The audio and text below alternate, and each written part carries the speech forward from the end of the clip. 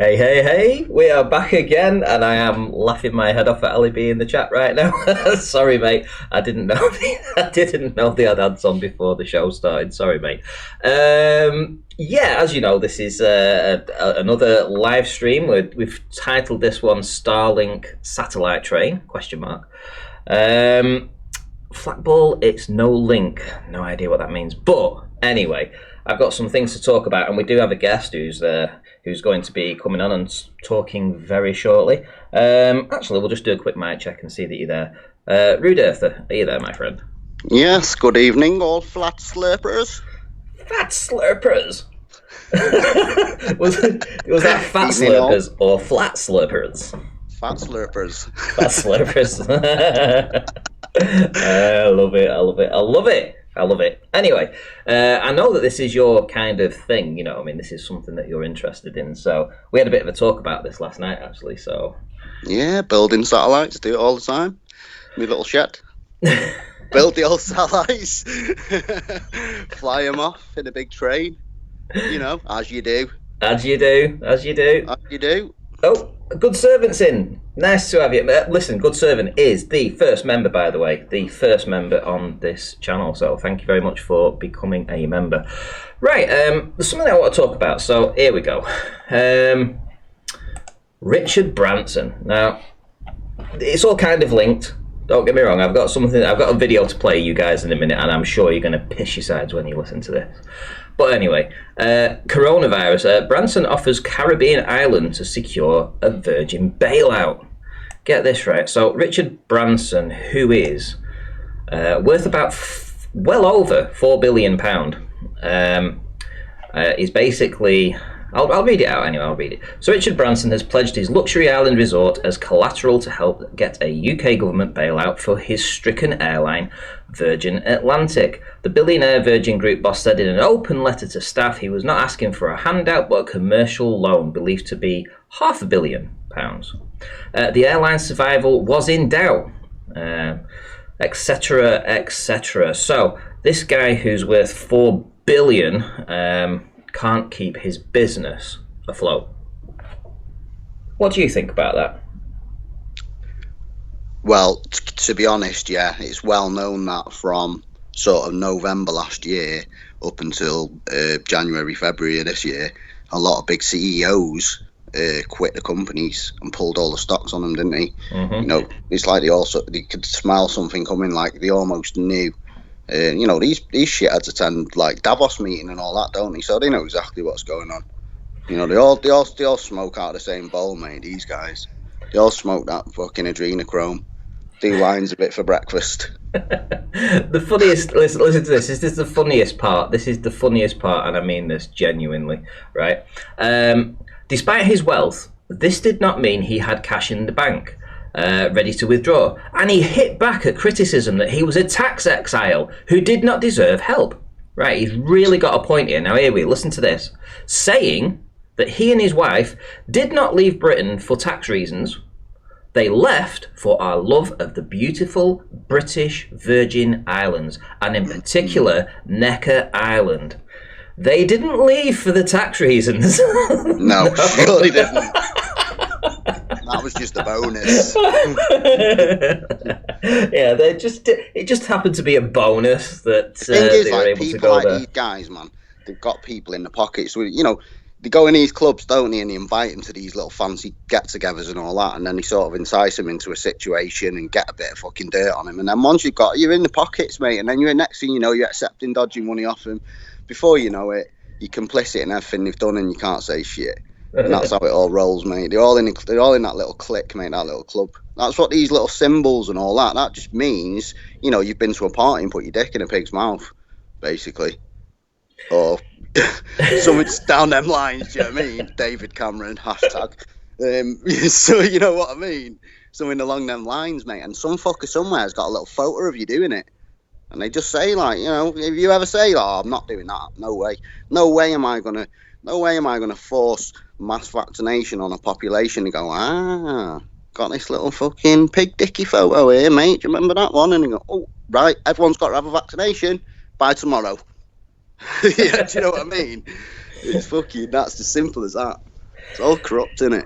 Indeed. Right, listen to this, mate. Listen to this. You said you were going to listen to this video on the live stream, yeah?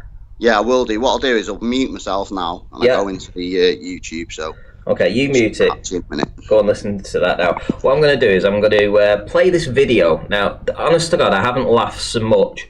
I don't think ever. This guy is absolutely hilarious. Now, I've taken 3 little videos that he's put. He puts little videos up, and he is absolutely. I mean, well, you listen to him, listen to what he says, right? It is so funny, but it's related to this for sure. It is related to this. Now, we will get to the Starlink stuff, trust me, but I just have to promote this guy, and I will give it a channel link in the chat after this video. So, pin your ears back and have a listen to this because it's absolutely hilarious.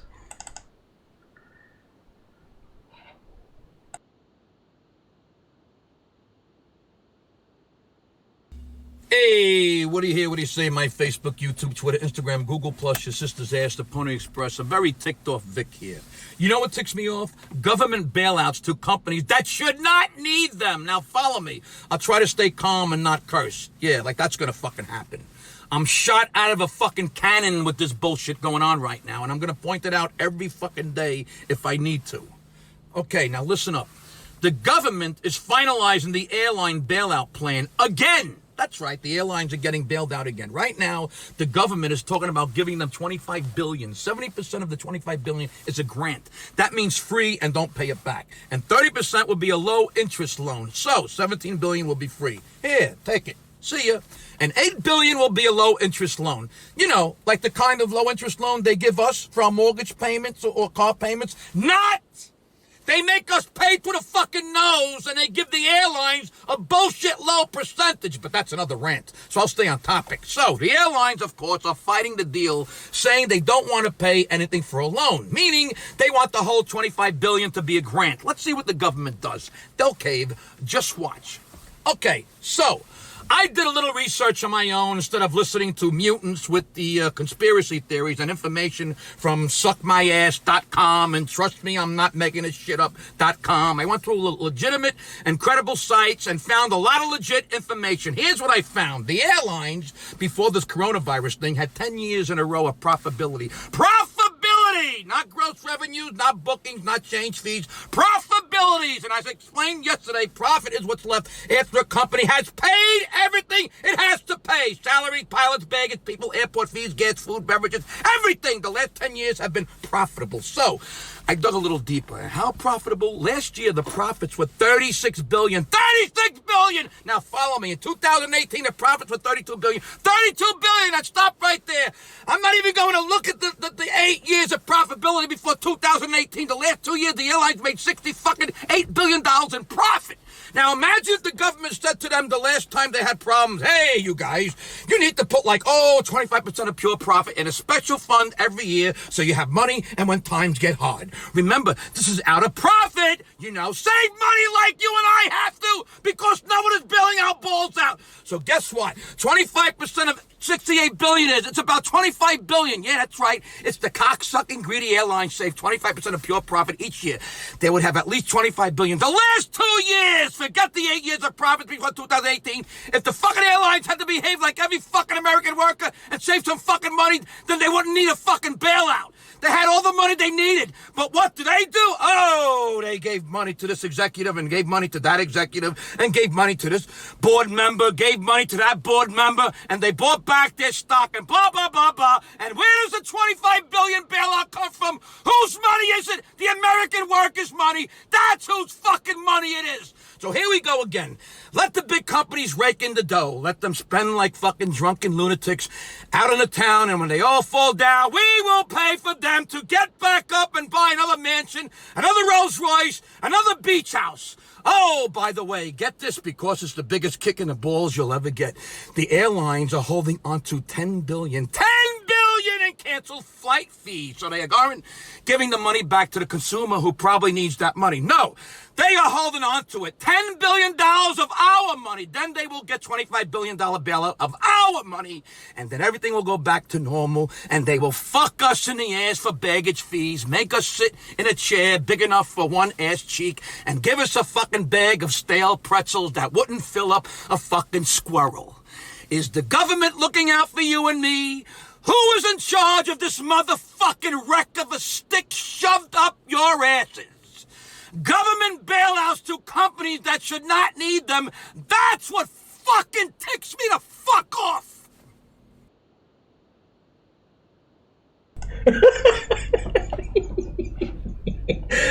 Oh my goodness me, that boy had a rant. Let's see. Oh dearie me, that boy had a rant, all right. Okay, let's see if Rudy's back in a minute. Oh dearie me, right, okay, so channel linked to this guy. I mean, I've got another couple of videos to play, so they're even better than that one. Here we go. This is his link, right? So here we go. So this is to Vic DiBitetto. There we go. Mate, do you know what? I didn't know it was that guy, but I have seen a few of his videos. He's like a pro ranter, mate. He's sick. I love that shit. Fucking awesome. He's an ill guy, him. He goes mad, mate, and he just tells it straight. Well, like I said to you, mate, get on that Comedy Unleashed on YouTube. Sorry, guys, everyone. I'm not plugging it for anyone. By the way, it's some of the funniest shit I've seen in a long time because it's non-censored. It's none of this. You know, there's no, mate, if you're easily offended, don't go there. But it's called Comedy Unleashed. If you're easily offended, mate, you'll end up sellotaping yourself in a little cardboard box after watching 5 minutes of it. So don't bother. Listen, I want to shout out Ali B as well. He's just become another channel member, so thank you very much. You've become a whale. Thank you very much for your subscription there, Ali B. Cheers. Right, okay. I'll do another video from Vic DiBitetto later. He's so funny. But I want to get onto this Starlight satellite stuff, right? Okay, so we've actually got someone in the chat who's obviously done some sort of or similar research to me. Is it Lay Templar? Leah Templar. Yeah. Straight away she was saying, you know, it's 1950s solar drones. Straight away. So yeah, she's obviously, you know, it's been down that road as well. She's already in front of, well, she's thinking the same as you, I think. I think we're going to end up in that position, you know, that this is where you're sort of going with this sort of theory. So so I've put in for the Starlink satellite size and stuff, and basically it's from that link that you gave me, and then I clicked more, so it's opened up a whole bunch of things. But I think the most interesting one is that they reckon it's around about 8 meters, don't they, in total length each one? Yeah, that'd be the actual thingy, wouldn't it? Like I said to you this afternoon, the solar panel part, yeah. Yeah. Because if you look at the drawings of him, it's like like, you know, let's call it an aluminium rectangle type thing, and it's about the size of a kitchen table. Apparently, people who, you know, you can't find any definition on it, but you know, there's people talking about them, sort of thing, if you watch videos and stuff like that. But I think the 8 meter part they're talking about is the actual solar panel, which apparently sticks up off the back of him they're like an L shape, if you like, sky, all floating around in a line. Oh, that's what they claim anyway. Got you. Yeah, I've got an image up on the screen for the audience to see. So hopefully it's come through that they can see this. Right. But even if we were to be generous and say they were 8 meters, say the main panel of it, the square, was an 8 meter square. Yeah, you're talking about looking at an 8 meter square from 350 miles away. Mm-hmm. You know, I don't even know if anyone could imagine the size that'd be.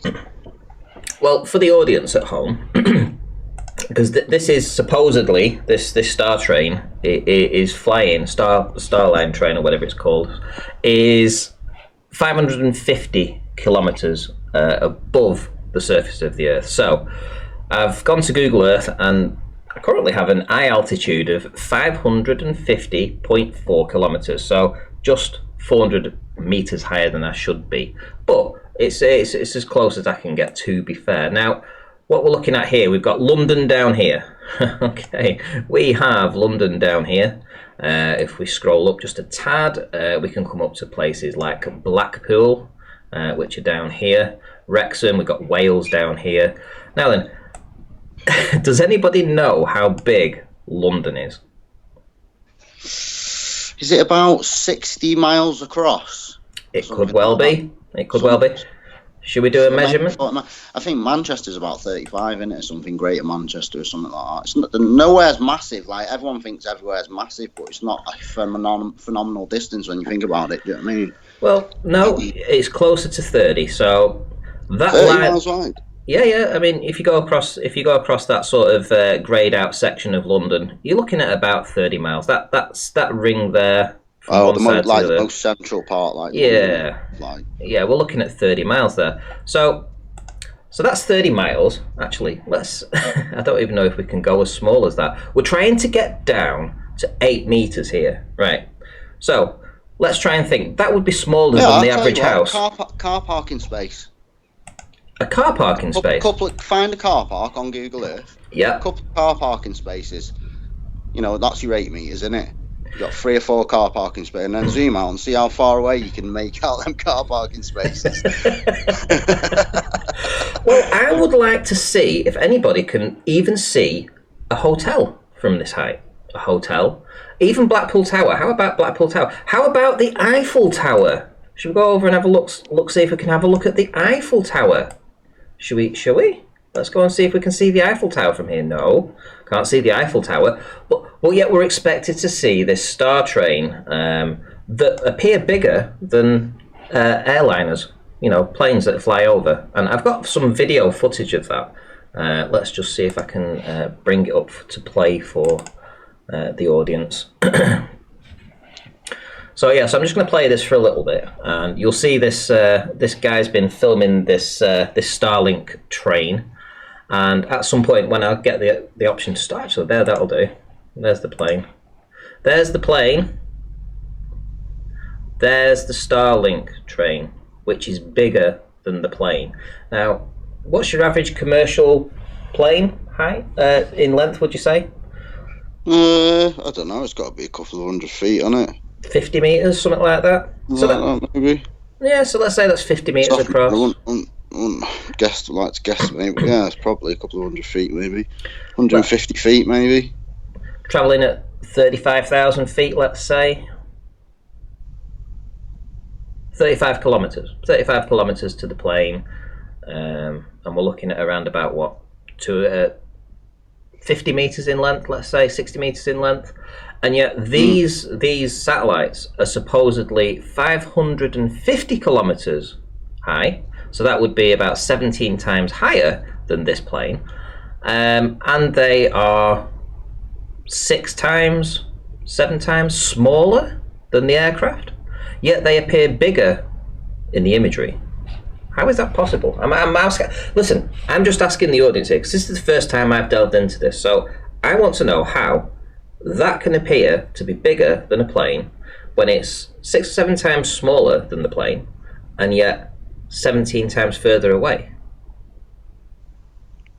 And how can you see anything at 8 meters at 550 kilometers? 550 kilometers. What's your theory, Rude? I think it's these solar drones. Like, they've been building them.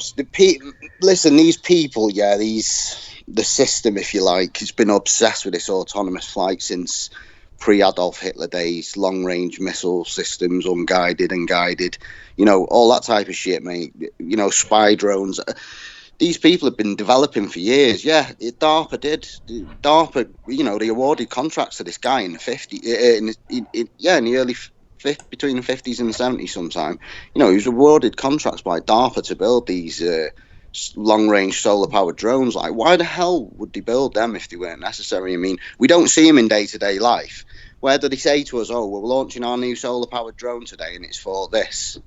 They don't even tell us about them. You can go look them up. They don't tell us about them, though.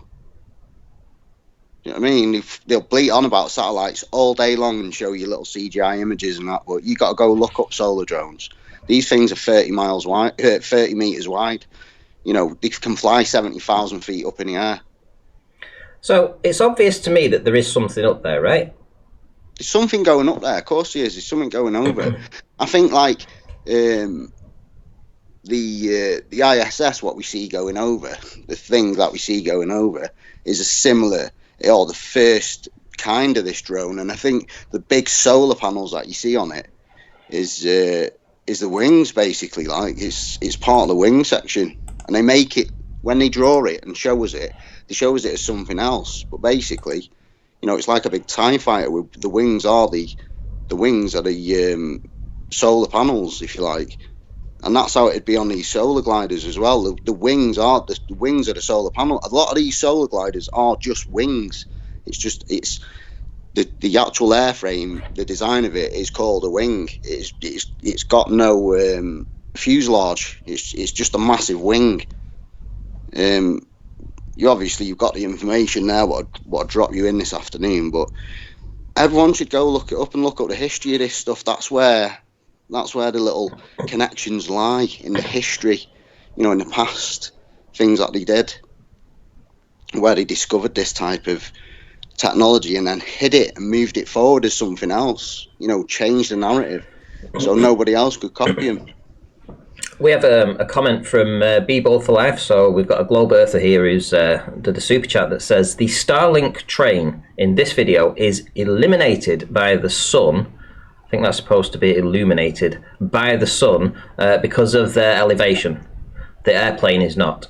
Right, okay. So if you get a model of a globe, and you work out, I mean, I've got a little model of a globe here, like I was saying this afternoon, and if I was to class the UK on that globe as being 600 miles from top to bottom, and I say like these drone things, whatever they are, these satellites, I mean, are 300 miles up.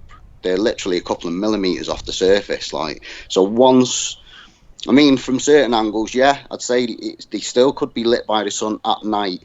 But if these things are seen deep in the night time, you know, beyond midnight, if you're in this place and it's midnight and you're seeing these satellite things go over, you know, the sun is on the opposite side of the ball from you. How is that illuminating something a couple of, you know, in reality, from a distance, from a different perspective, how is that lighting something a couple of millimeters off the surface on the opposite side of the globe?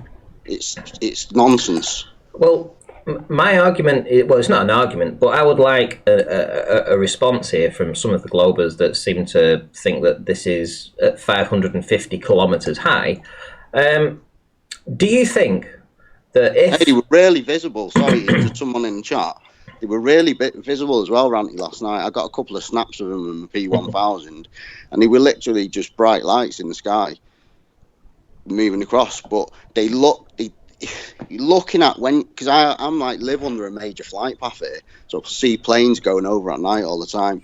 They didn't look like massively higher than them, but you could say that's just an optical illusion. But I mean, they didn't look like they were massively higher than them. Do you know what I mean? They looked like they could have been double the height up, maybe. Well, maybe twice as big as an airliner. If we had an 8 meter mirror on the floor anywhere in the UK, just placed anywhere in the UK, and it was a sunny day, and you were at this altitude right now looking back at the UK, do you think for a minute you would see that light?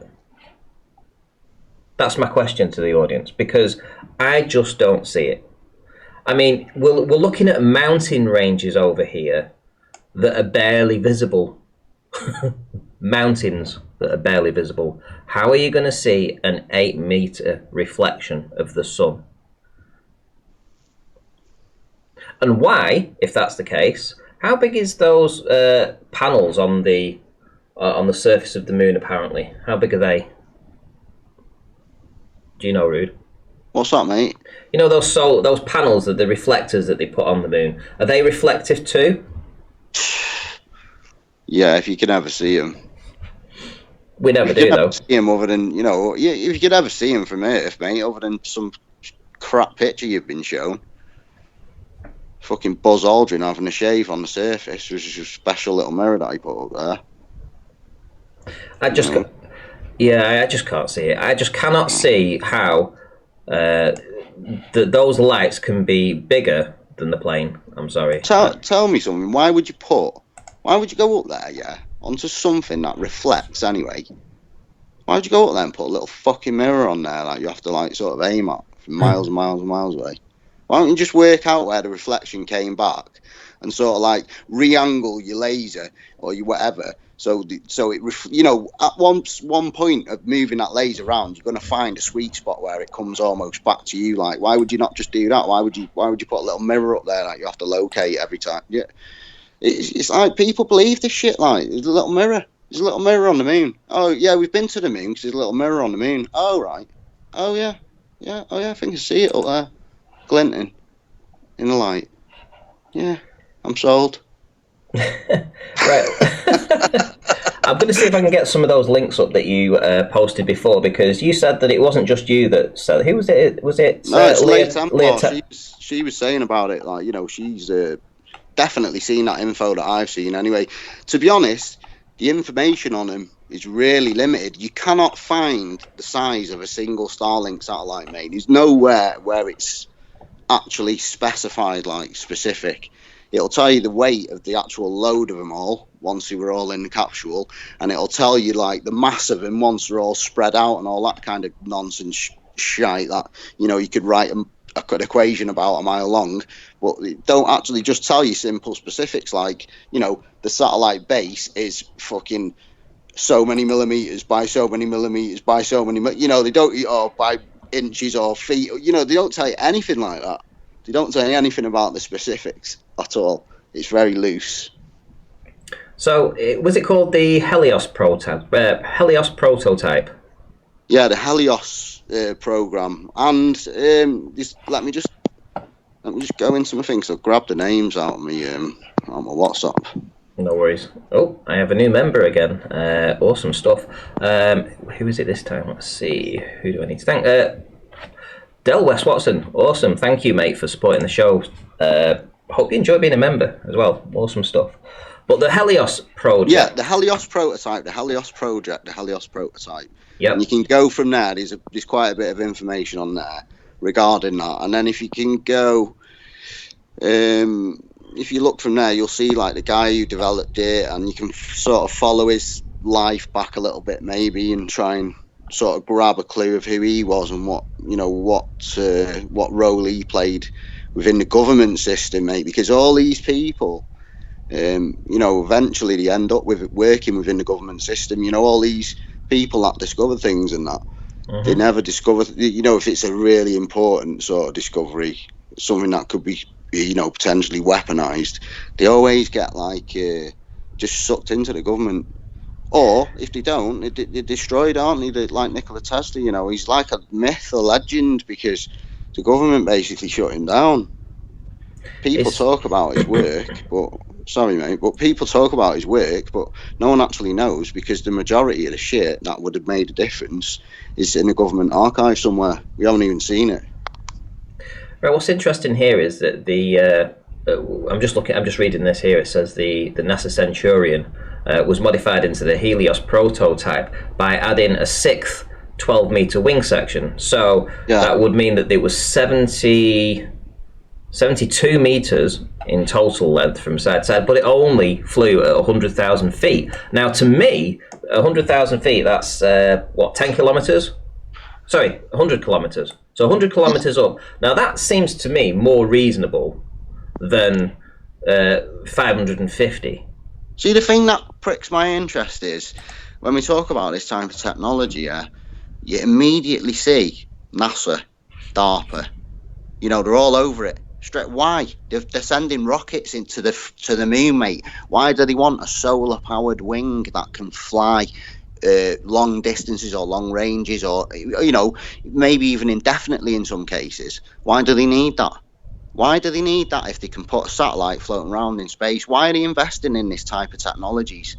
You know, it's coincidental to me that, when they publicly announced there'd been a breakthrough in this type of technology, which was, it was like in the 70s.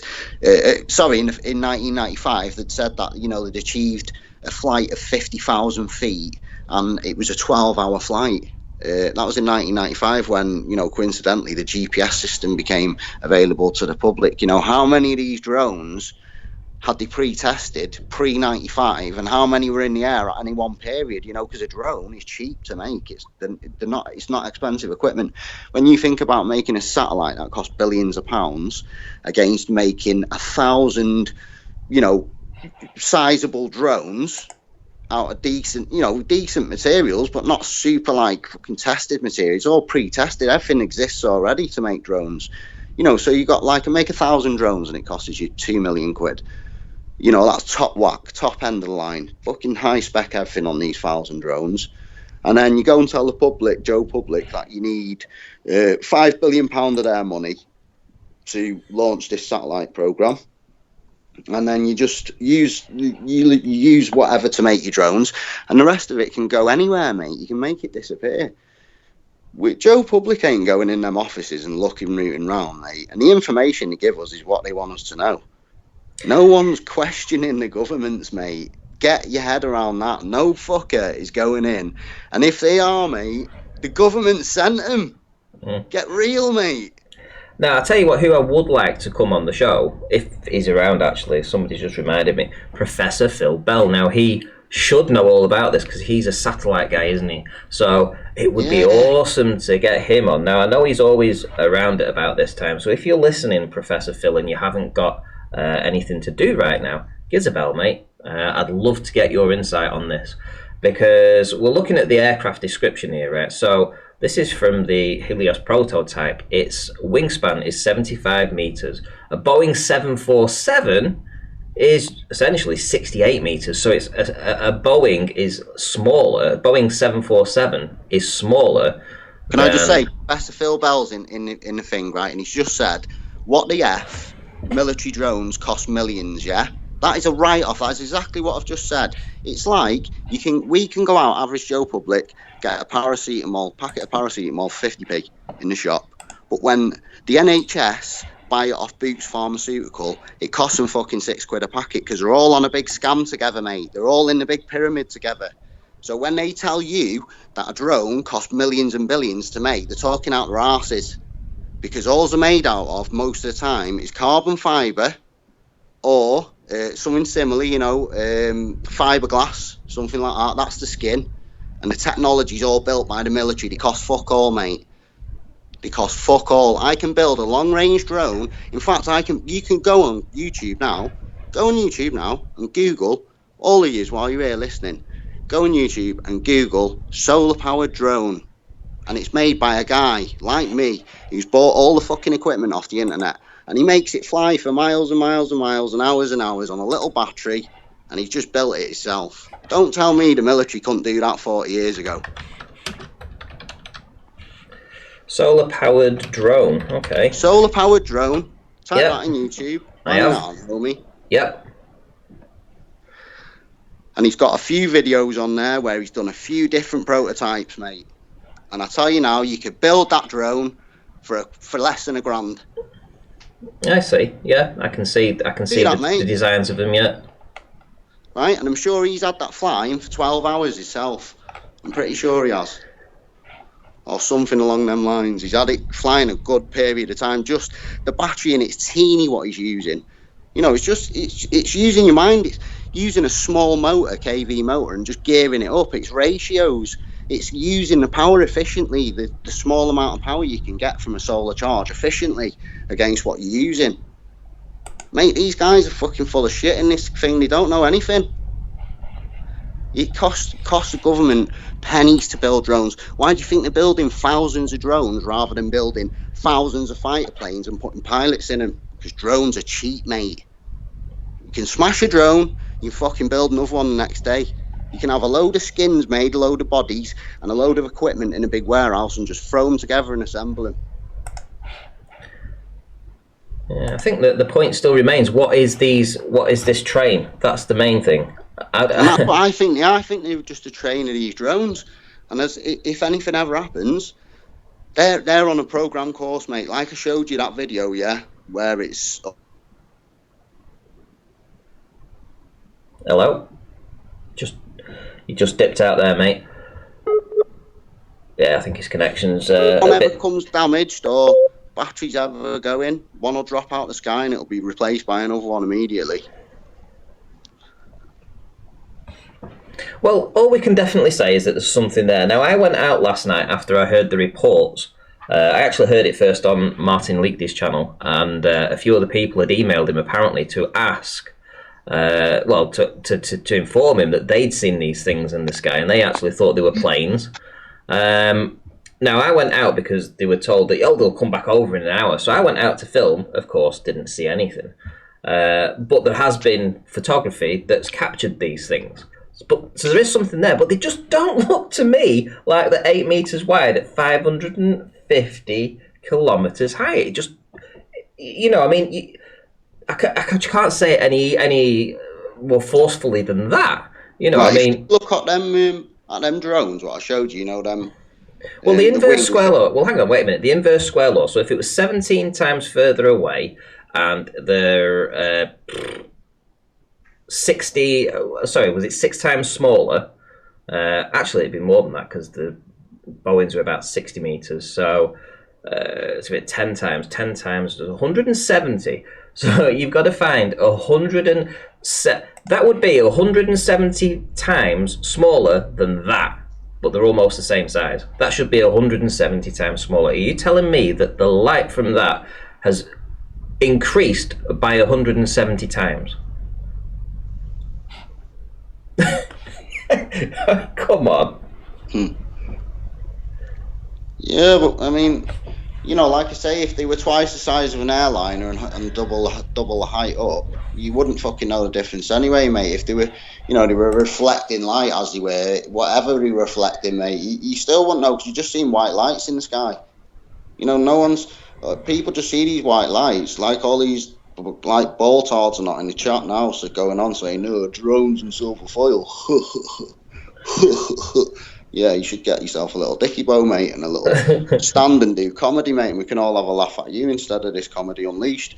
But, if you got 30, if you got a drone double the size of a plane, twice the height up, mate, it's going to look a similar size to a plane, isn't it? That's what these lights look like. That photograph you've got there, haven't you, of a plane in the sky next to them, similar size, aren't they, These drones could be any size. We don't fucking know how big they are. Looking at them ones, what I sent a link to, they got multiple props on them. I mean, one of my models, it's only a foam model, but it'll do over 200 mile an hour.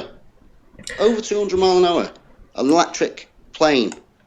It's called a Funjet Ultra. You can look them up on YouTube as well. I've got one sitting in my shed. And they will blow your mind, mate. They're so quick. They're faster than a Porsche on takeoff acceleration.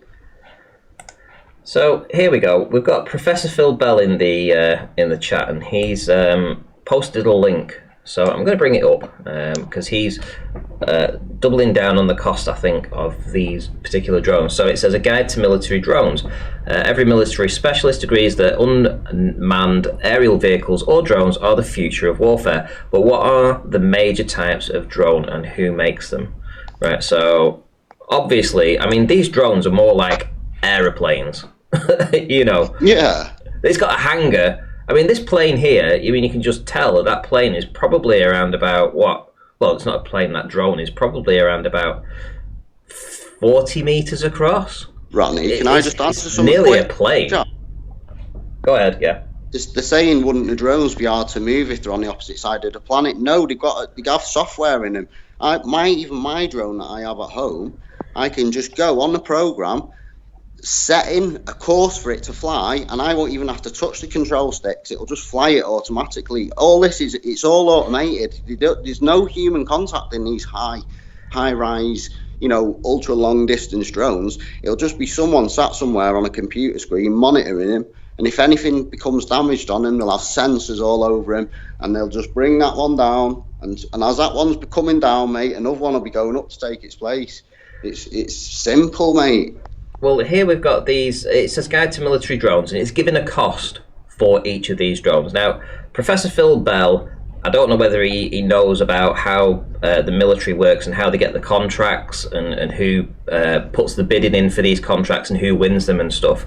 But you can be assured that if it's costing 16.9 million for the Americans, let's say, to purchase this Reaper MQ-9 drone, you can bet your bottom dollar that somebody else could build it for half that cost, if not more, if not less. I'm telling you, mate. I'm telling you. Listen, you know all these government people, yeah? You notice all these companies and that get awarded government contracts, mate. They all know someone who know. It's who you know, mate. Honestly, there's no, you don't walk into one of these high-end job interviews and just get the job on your merit, mate. You've got to know someone. They'll do the interviews just to show face, mate. I know exactly how it works. They do the interviews to show face, to say, oh yeah, you know, we're interviewing people, being fair. But 9 out of 10 times, mate, they've already got a candidate picked out. They're just going through the motions, mate. You know, these people are lined up. They're in the club, mate. They're in the club already. There's no getting out. Guarantee you, Boris Johnson's in that David Cameron fucking pig dick sucking club. I guarantee you, mate. You know, he's just done something else. Like, he's probably fucking, I don't know, let some old 90-year-old prosy do him with a dildo or something, mate. You know, they've all done something, mate. They've all got dirt, and someone's got it on them. And that's how they get the contracts, bro. And that's how these people, they just keep it in the club. We're not in the club. We're out of the club. But you got dicks going round, bellends going round, fighting the cause for the club because they believe it so hard, mate. And they see it, mate, you know what I mean? Or write the code that goes on that satellite, but you only see the code, mate. You've never got up next to the satellite. You don't go up on a little spaceship, mate, and do engineering on the satellite floating around. No one does. We just assume that they're there. SpaceX isn't a private agency, mate. It's government. It's half government funded, mate. It's all government funded, if you look at it. So, does any Glober, Professor Phil Bell, want to come in and tell us why these lights that we saw in the sky over the UK last night and in other places, in Italy I believe it was too, and I'm sure other places in Europe that saw these lights as bright as they were last night, why, when you compare it to the size of an aeroplane that is flying in the same vicinity, do these lights from whatever's flying in this train appear bigger than a plane? Why is that? No, he's just going to say comments like, satellites are not drones, satellites remain in orbit for 20 years. Like you can fucking verify that, mate. Like you can verify that. Like you can verify that fucking box covered in tinfoil has been there for 20 years, mate. Get real. Be real. Professor, Mr. whatever your name is. You know what I mean? You can't verify that shit. You're just telling everyone, yeah, them satellites been there 20 years. Yeah. Yeah, man. Anyone who looks at this and sees these lights in the sky and actually think about it for a minute, right? 300 miles high. 300 miles high, right? Put that into context. That's 12 marathons in height, right? 300 miles high, 550 kilometers high, and they're only 8 meters. They're only 8 meters. And yet they are brighter than any other star, plane, anything in the sky. And you expect us to believe this? Excuse me. I'm telling you now, mate. It's not. You can't. There's two kinds of people in this world. There's people who swallow bullshit, mate, and there's people who question it. And the people that swallow it 99 times out of 100, mate, they'll try and defend it, mate, because they don't want to look like a dick swallowing bullshit. So, you know, it's selfish pride, isn't it? And it's herd mentality as well. Oh, they all said it's that, so it's that. Do you know what I mean? And the reason we ask is you know, for obvious reasons. You know, if these aren't 550 kilometers high, if they aren't 300 miles high, and they're actually much lower, then that falls back to all our experiences as flat earthers, knowing that, oh, here we go, we've got a join by Professor Phil Bell. Let me add him in. Here we go.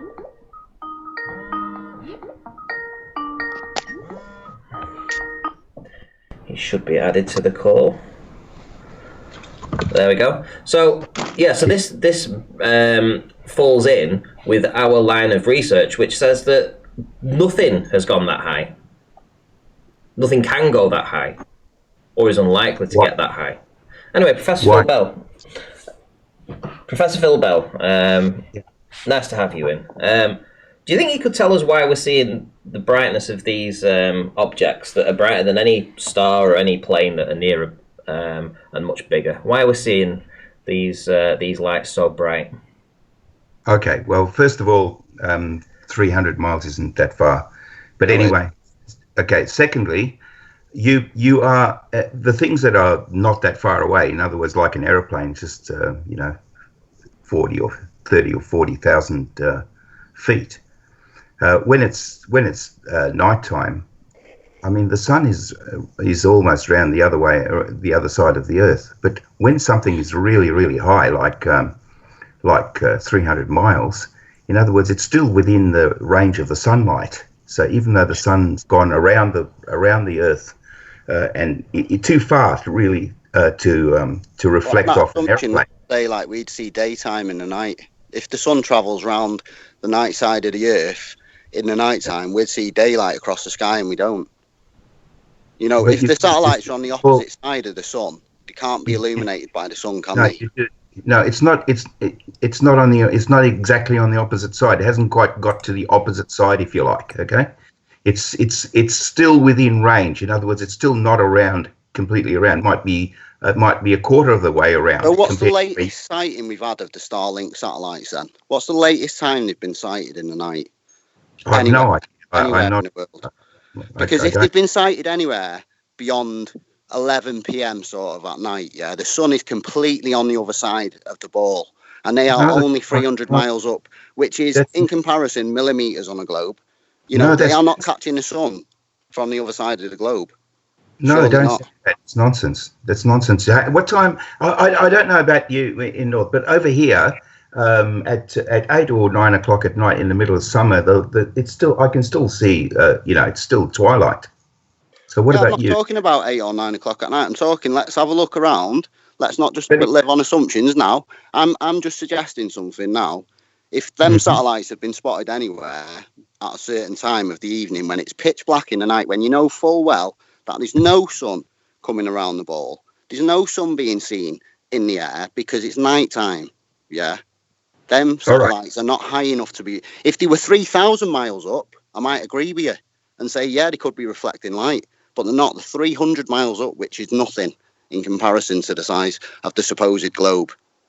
Can you just stop for a minute and I'll try to explain that to you, okay? All right, so let's say, for instance, 9 o'clock to you, and it's still twilight. So you know that there's a sun, it's going away, but it is twilight, okay? Can we get on that same page? Yeah, well, go on then. I'm just going to look up what time the latest spotting of them is. But you go on, carry on. But I'm listening. I'm not being... Okay, so if it's twilight and it's 9 o'clock, now the Earth... I know what you're saying. It's the angle of the sun at a certain time. Just wait for a minute, please. Just wait for a minute. Just wait for a minute, okay? I'll let you say whatever you like after I've finished. So it's now 9 o'clock in the evening, and the Earth is spinning at 15 degrees per hour. That means even if it's 11, the Earth has it's only gone around 30 degrees. That means that something that's 300 miles away most definitely will still have the sun reflecting off it. That's why you can see the satellites. I've got a physical globe here, so what I tend to do is go back to this for verification. So if I'm in the UK at 9 o'clock, I'm not taking, because it could be the fact that it's reflecting at that time. Early on in the evening, your position could stand. But what I'm saying is, if it's been spotted later on somewhere in the evening, that would not wash. Do you understand? Because the sun is completely on the other side. If it's midnight here, it's in the middle of night time. The sun is not. It's on the total opposite side of the sphere, and them being 300 miles above me, would not make it any difference from that position. But I've got to look into it a bit more because I don't know where they've been spotted and what times they've been spotted. I know I seen him last night at about 9:30, 9:45. On your last statement, I totally agree. You haven't looked into it. So there are some people. I notice there's some people like the Rumpus who are really good at drawing stuff and using AutoCAD and stuff like that. I just don't know exactly what I'm stating. I know exactly what I'm stating. I know exactly what you're stating about the angle. Show us a diagram.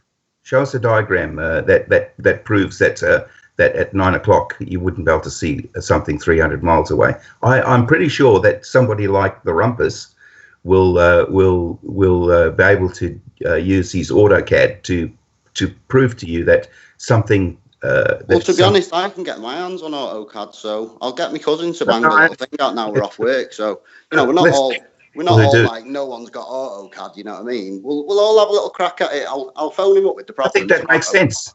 I think that makes sense. This way, we're not all, we're not, even me, we're all just arguing from assumption here, aren't we? You know what I mean? Yeah, you're right. I mean, for me, the fact that the satellite there is not an assumption to me, okay, but that's a different thing. But and I can explain to you why you can see the reflection, but. A diagram, a properly constructed diagram, would prove whether I'm right or wrong. You can't just talk your way through it, Professor. Use your intellect. Forget about your qualifications for a moment. Hang on, bud. Forget about your qualifications for a moment, or passing the book. Can you not just talk your way through it, and we'll be able to understand it? You have an intelligence enough audience here. So yes, of course I can.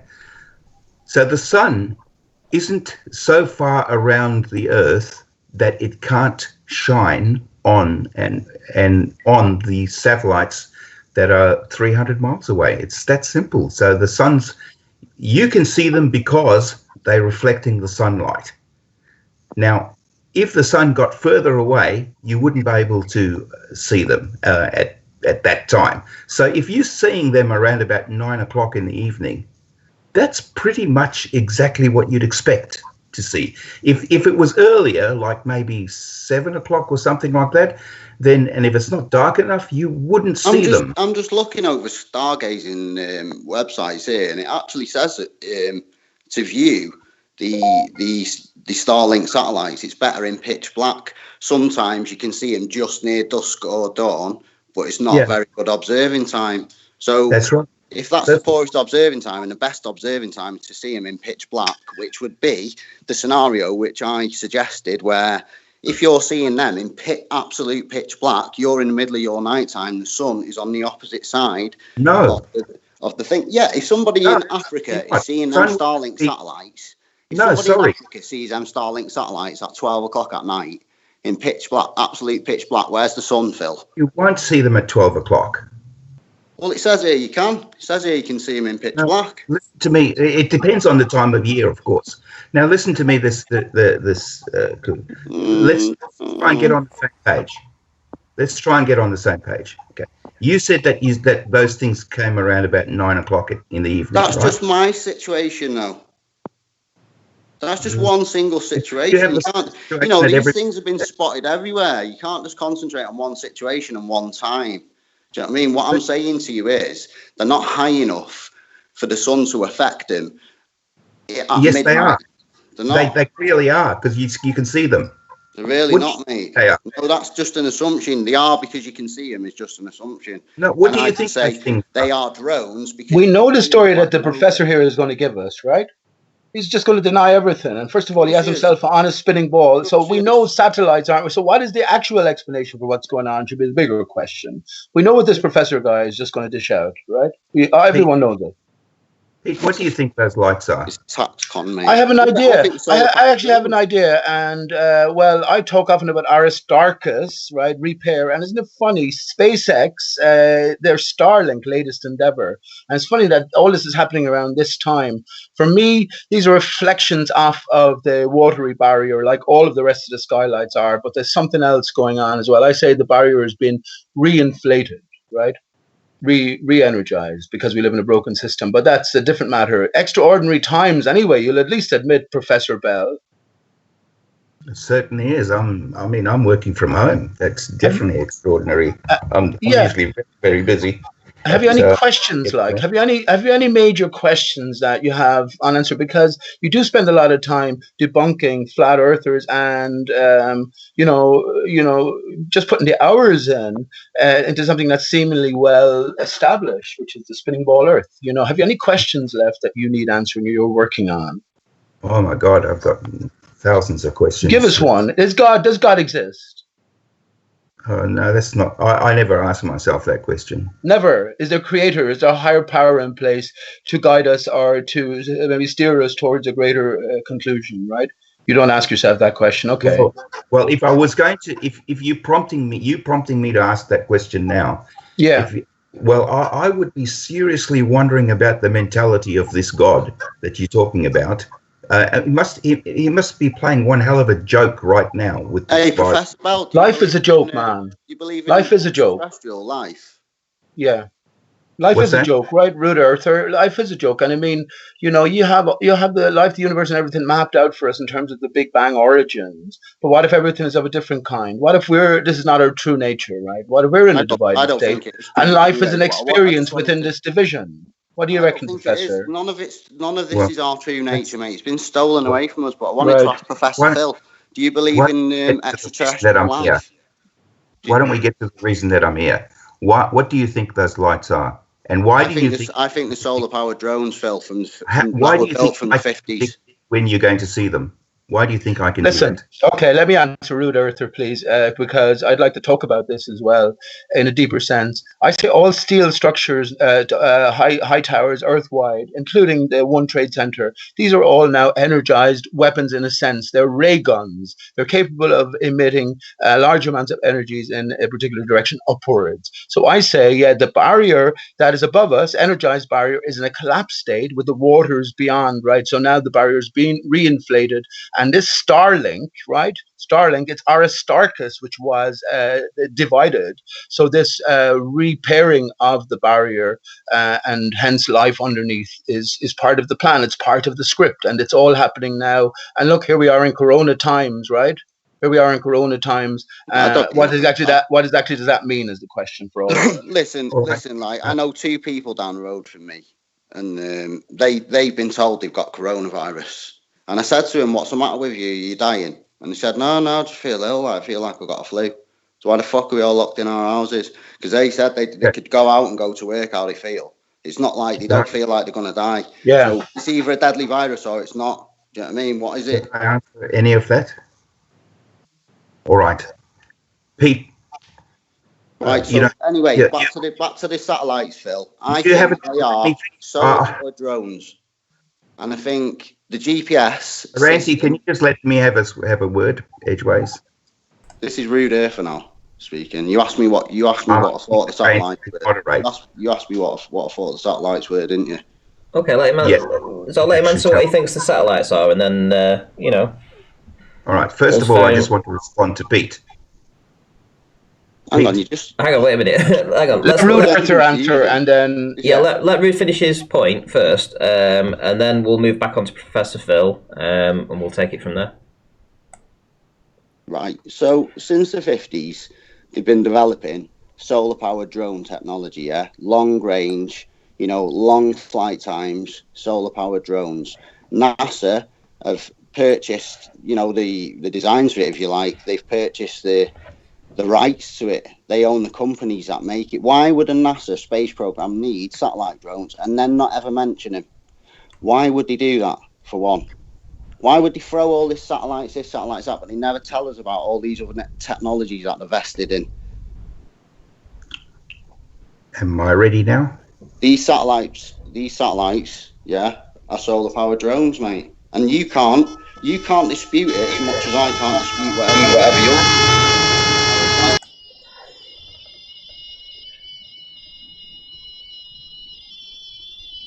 What in the world is that? What was that? Sorry, I muted that for the audience. I didn't need to hear that, but wow. What was that? Who said what? I didn't hear anything. Was it you farting then, Pete, or something? No.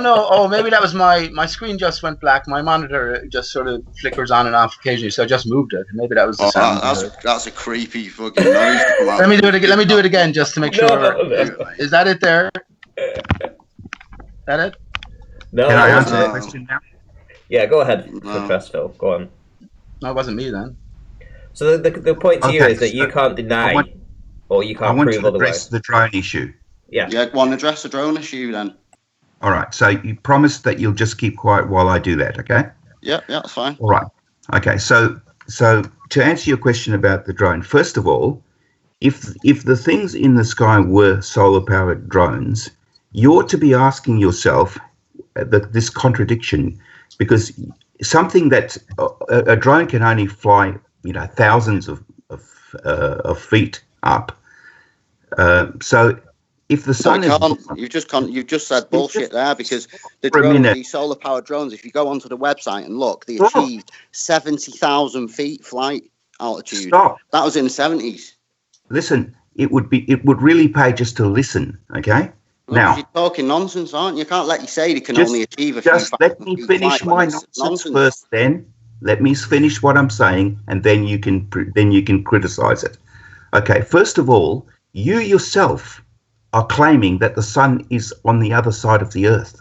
So if that's the case, then how is it that it's shining on a drone that's only 30,000 feet above the earth?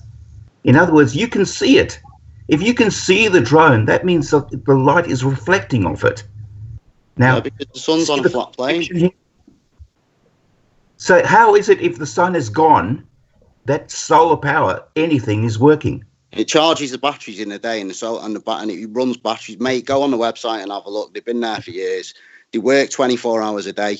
They charge the batteries in the daytime hours, and they carry on flying through the night on the battery power. Go and have a look at them, mate. There'll be an answer for everything. Okay, no, there's not an answer for everything. Go and have a look on the links that I've provided, mate. The NASA links. Listen, the NASA companies. Go and have a look on them. Don't be a smart You ass, asked me to come on here, and I'm telling you that what you're seeing up there are You don't know what you're talking about, because you don't even know what these drones are. Go and find out what they are, and then come back and talk to me. I'm not being drones are not like that, okay? You don't know what they are, mate. Okay. Well, I tell you what. I have a question. So the ISS, right? Why the ISS is the size of a football pitch, right?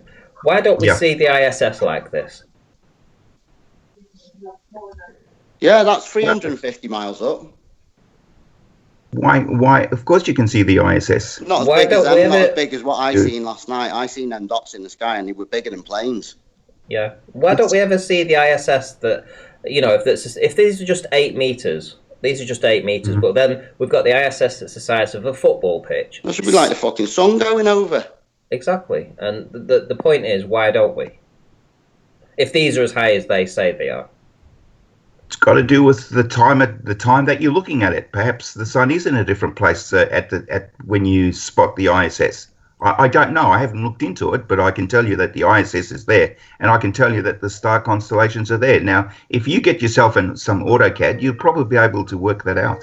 What kind of nonsense answer is that, man? And that's why you're no good in these types of conversations. Can you cast your mind into a different way of thinking, Professor, and imagine an alternative? Hang on, please. You know you're in with a group of people who are very skeptical, to say the least. Can you not offer up some sort of an alternative? And especially because you say apparently work in the satellite business area, right? Ask me about satellites. I can help you. Hey, Phil, what you said to me? He just asked you about solar drones there, right? Yeah, answer for everything, mate, aren't you? You got an answer for everything, about solar drones? You got an answer for everything, mate, aren't you? Like you said to me before, you got an answer for everything. Smart ass. No, I don't actually. That's my point. Well, well, hang on. If there was a deception in play, and these solar drones could possibly be taking the place of satellites, which are said to be many thousands of miles from Earth, right? Well, this is a possibility. Maybe not so, but can you not cast your mind into delving into any conspiracy, Professor? Are you looking for some sort of street cred amongst your baller friends by being here? No. Not at all. I'm here because, Ranty asked me if I could come and just explain something that I know about, which is satellites. So, but Okay. I don't know. I don't. So I know You know very nothing little. well, about hang on. these Well, drones. my question was. About these Well, drones, hang on. mate. Hold on, guys. No, I know a hell of a lot about the satellites, though. Hold on, guys. That's Right. what- So my question No, you know was. about the codes, mate. You've never stood next to one. You've never been next to one while it's operating in space. I can tell you that. Right, listen. Of course. Right, listen, guys. My question was, and it was a pretty simple question because somebody said to me, "What's the specific question you want to ask Professor Phil Bell?" And that was, "Why can we see these so bright from such a high altitude when they're only 8 meters across?" And then I literally just said to you just before, I mentioned about the ISS being a similar height, being infinitely bigger. And yet we have never, ever witnessed, never, one single time can you say that we have ever witnessed the ISS looking that bright or infinitely bigger anywhere. You've never been able to track it like you see these things. I think to answer a question like that, you need to get your tools out, like say AutoCAD, and have a look at the angles, where the sun is, and where the objects are, and then that should probably explain it to you. But I'm not going to give you an answer off the top of my head. Okay. Without having what it is, the ISS, what we see going over, is a lot smaller and a lot lower. That's what it is. That's what it is. It ain't 350 miles up, mate. That's what I'm telling you. It's a lot smaller and a lot lower. I don't think it is that far up anyway. I think it's probably less than that. But yeah, the ISS is definitely a satellite. I mean, it doesn't have right. There's nothing that's powering it. It's been there a long time. 100 times bigger than them satellites. If the ISS is 100 times bigger than one of them Elon Musk satellites, I've seen the supposed ISS go over my house like a little teeny dot in the sky early on in the evening. Exactly like I seen them so-called satellites last night. If the ISS is 100 times bigger than them, the simple question is, why isn't the shine, what we see, 100 times bigger than them satellites? Because the solar panels on the ISS are massively bigger than an 8-meter solar panel on an Elon Musk satellite. That ISS would look like the frigging moon going over, mate. Good. Well, just get your AutoCAD out and just have a look at it and see. Yeah, I will do. Okay. Not my AutoCAD; it's my cousin's AutoCAD, but he's actually already offered me to do another experiment. Then you don't need to speculate after that. I don't need to speculate. You don't need to speculate. Exactly. But I came here to answer specific questions about satellites because I don't know anything about those drones that you're talking about, but I do know quite a lot about satellites, so I certainly can answer those questions. All you know about satellites is programming the code from them, what you do with them when they're on the ground. Once they leave your view, mate, you know nothing. Like everything else in this world is compartmentalized. No, you might build a part of a satellite in one place, somebody else builds a part of it in the other, and when it all goes together, mate, and goes up and goes into its so-called habitat in space, Professor Phil is not there. Well, I must be at the top of the heap then, because I certainly do know what's happening. Well, fair play to you, mate. You must be able to fly like Superman and witness it firsthand, because you know more than everybody else. It's back to square one every single time with characters like this guy. I mean, this is what I'm saying. We're in the heart of these differing times, right? And should be moving beyond the basics. At least give us your point of view on a few things conspiratorial, Professor. Would it be possible? So, in your mind, could you imagine it be? In your mind, Phil, listen. In your mind, Phil. Listen, bud. I'm talking, right? Listen. Go on, then. I just wanted to confirm, mate. If in his mind, there's no possibility at all in any circumstance that them satellites are fucking drones. That's all I want to know. In no circumstance, Phil, do you agree that they could possibly be drones? Is that right? Or anything, but to give an official story. No, they won't be drones. No, so there you go. So you'd never ever say that they were anyway, no matter what anyone said. If they were drones, if things are drones, they're drones. But these things are satellites. The constellations are satellites. Yeah, like see that star. Look out your window now and see that star, third from the right, from Polaris. Can you see that star? Yeah, people with fucking noodles for brains live on there, but you can't see them, mate. But I know they live there. Do you understand me? Whatever you can't see them, but I know they live there. You can't disprove it, mate. Round that star there, there's a planet orbiting, and people's brains are made out of noodles. Sure. You can't disprove it, mate. Okay, right. I'm going to shout out B-Ball for Life for his $5 super chat. It says, flat earthers can Google solar-powered drones, but they can't Google what shape of the Earth is. Well, we can't verify what shape of the Earth is, but we can certainly have a good go at saying what's up there. And you're not doing too good this evening, I have to say. To be honest, I don't know anything about the footage, but when we're talking about these extraordinary events in these extraordinary times, then we have to start sort of considering things differently. What Professor Bell here will do each and every time is bring us back to the official story without fail on everything. And that's the same with all ballers at this stage. And I think we move beyond that. We should be anyway, and try to figure out what might be happening here. Can I just say one more thing, right? So, listen, there is a zero pressure area as you go beyond a certain point, right? I believe that this is the space, it's sort of inner space. Outer space is water, saline waters. So if we have a barrier of any sort, it has at least the potential to act like a reflecting surface. And it's possible that these lights, if they were all in unison, are reflections off the barrier, as I hold that it's possible the ISS is as well. Have you got some evidence for anything you've just said? You've got no evidence for a spinning ball.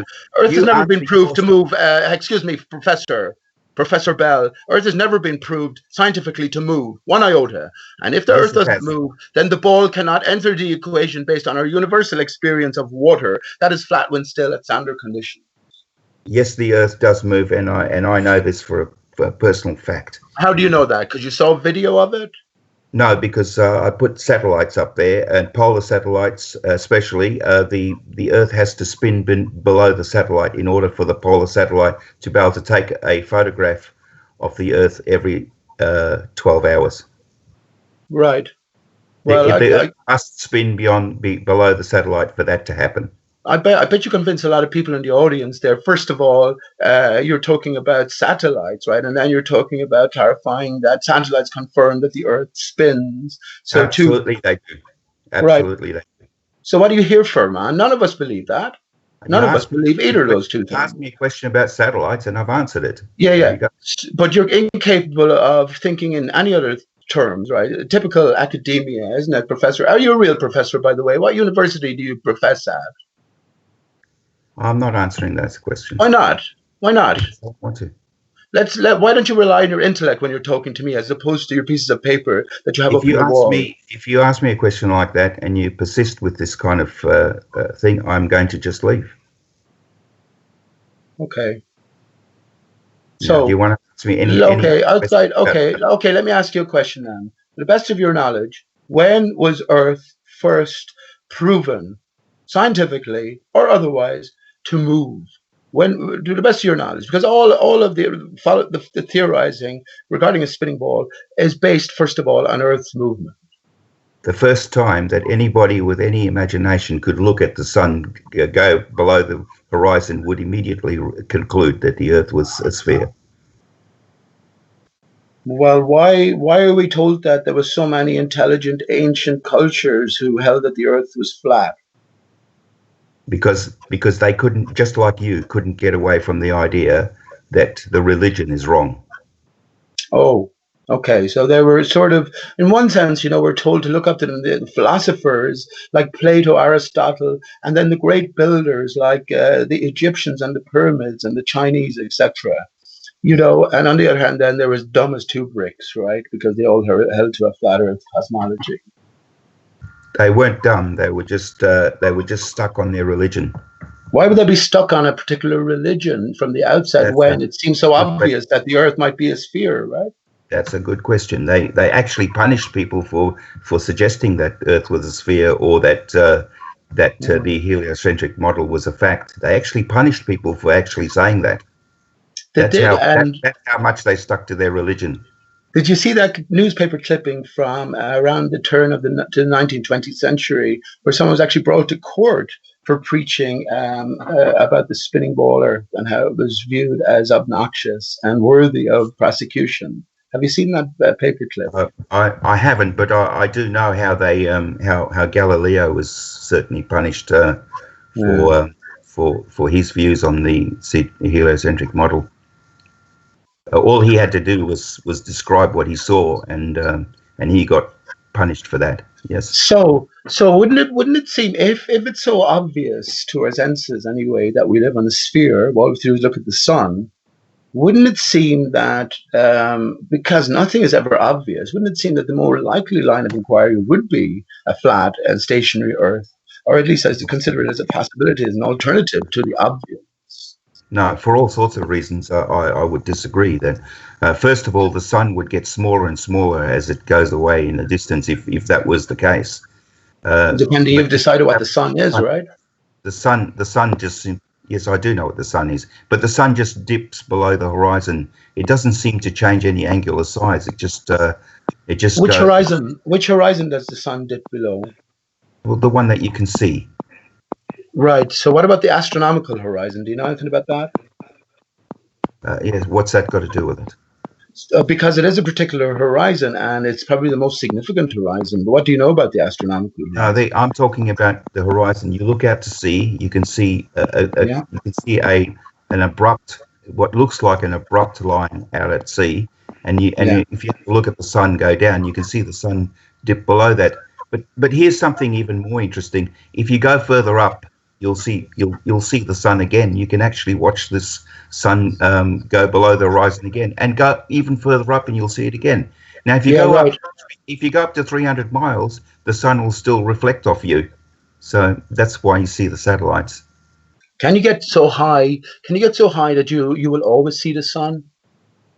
You'll see it circling. Yeah, of course. Well, that's impossible. Isn't that impossible on the sphere Earth? Why? Because at least half the time it has to be at the other side. Well, no. The sun is huge. Okay, that when you think about the other side, stop thinking about the sun as being some tiny little ball. You're facing the other way at night time, bud. How can you see the sun? If you were outside, let's say, for instance, you were another planet, definitely the sun would shine on you. And if I was another planet now, behind the Earth. Why is space technology not progressed in 60 years, Phil? Why haven't we got a hotel on the moon? If they went there in 69, why wouldn't they keep going there? Why didn't they make a base instead of making the ISS? Why wouldn't it make more sense to make a base on the moon or nearer the moon and use that as a launch pad to get to Mars? Talking about the program. They've had £19 million a day since the 60s. Why haven't they progressed? Space technology why do we just get these little boxes that are sent out? You think space technology hasn't improved? You think just because they're not spending money putting people up there up to the space technology hasn't improved? No. What does Starlink imply? What does Starlink imply? All these names are chosen very specifically. What does Starlink imply to you, Professor? Because these are satellites from, I guess, a fellow spacefaring company, right?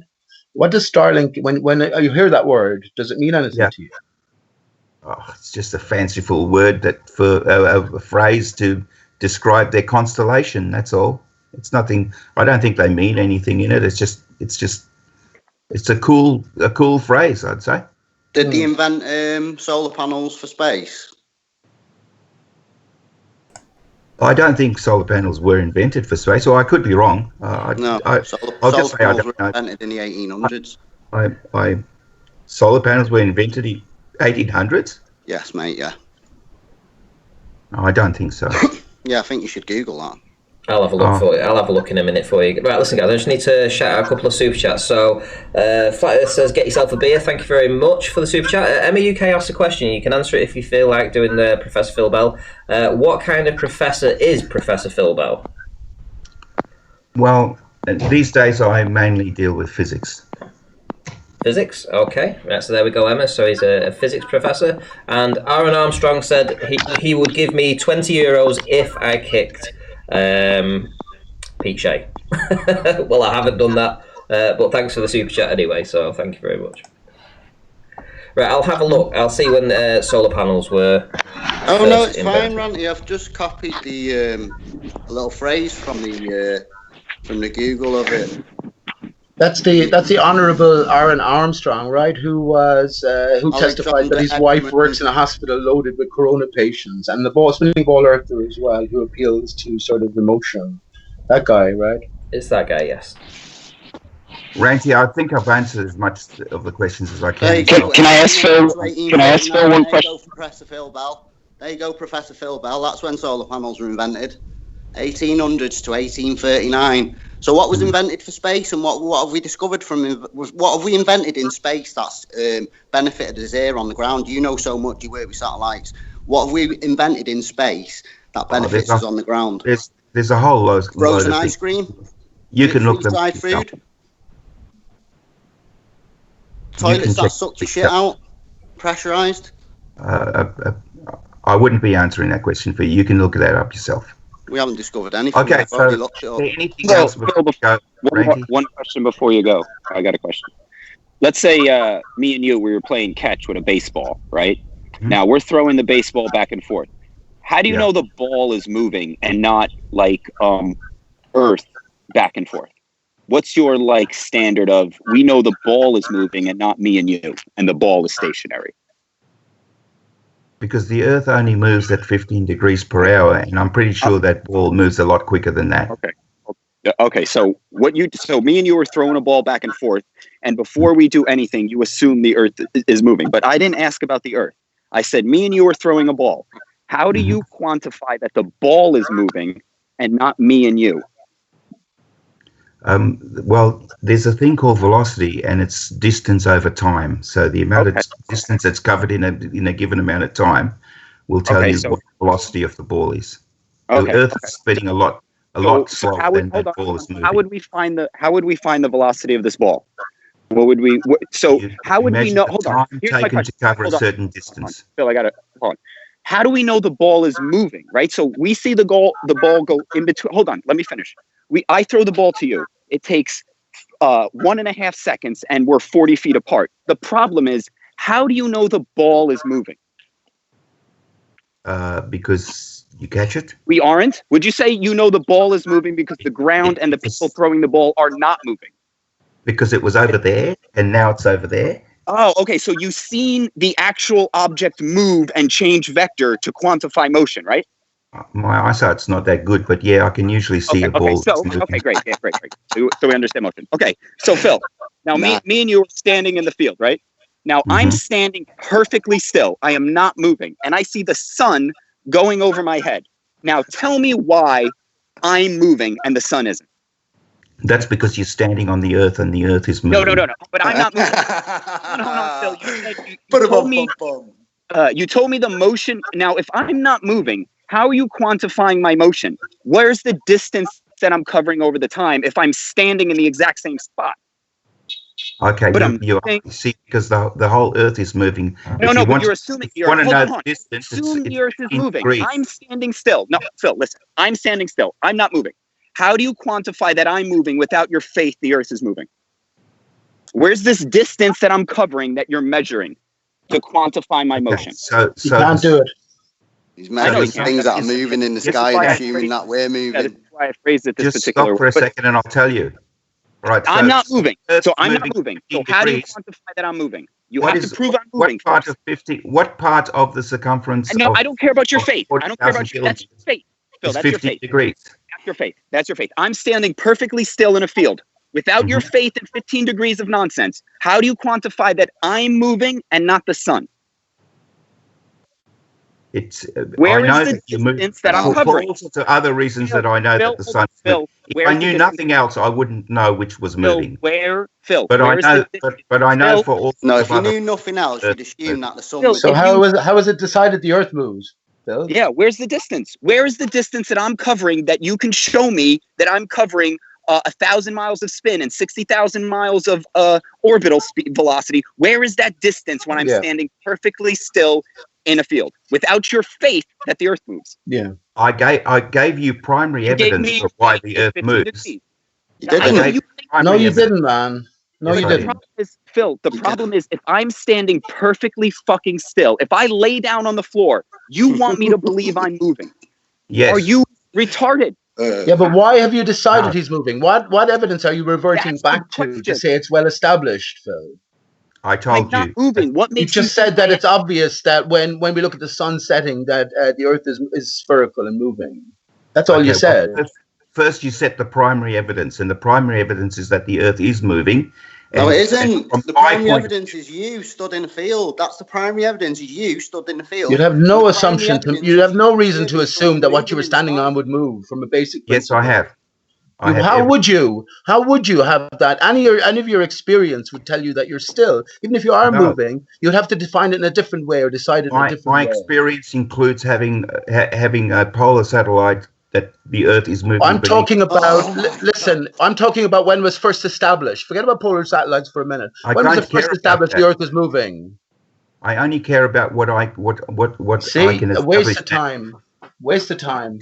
No, it's a waste of time with you, unfortunately. I wouldn't. Anybody who's been educated by you, I don't believe you're genuine anyway. Demand your fucking money back. I think there'll be lots of cases against universities coming shortly. Well, some of the people I've educated, it's been a long, long time. You know, I'm 66 today. You can't answer anything, man. You can't answer one thing, and that goes back to the very basis of your spinning ball, which is that the Earth moves, and it's always been assumed, never ever been proven, never ever, because it doesn't. You poor thing, Pete.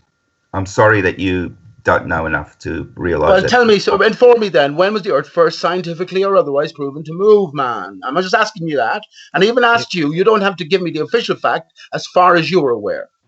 I don't know the exact date, but I can tell you that it's the first time that someone looked at the sun going. Very scientific, Professor Phil. That's very scientific, isn't it? I'm looking at the sun and I decide that I'm moving. Right? We both look at the sun. We both look at the sun. One person thinks the Earth is a ball, therefore it's a ball now. Even though 7 people can look at the sun and be like, it's flat. No. Phil, you think it's a ball, therefore it is. That's religion. That's you having a belief, Phil. People are involved in putting the satellites up. Thousands of people are in religion. Yeah, man. Religions are big. Yours just happens to be a scientific religion.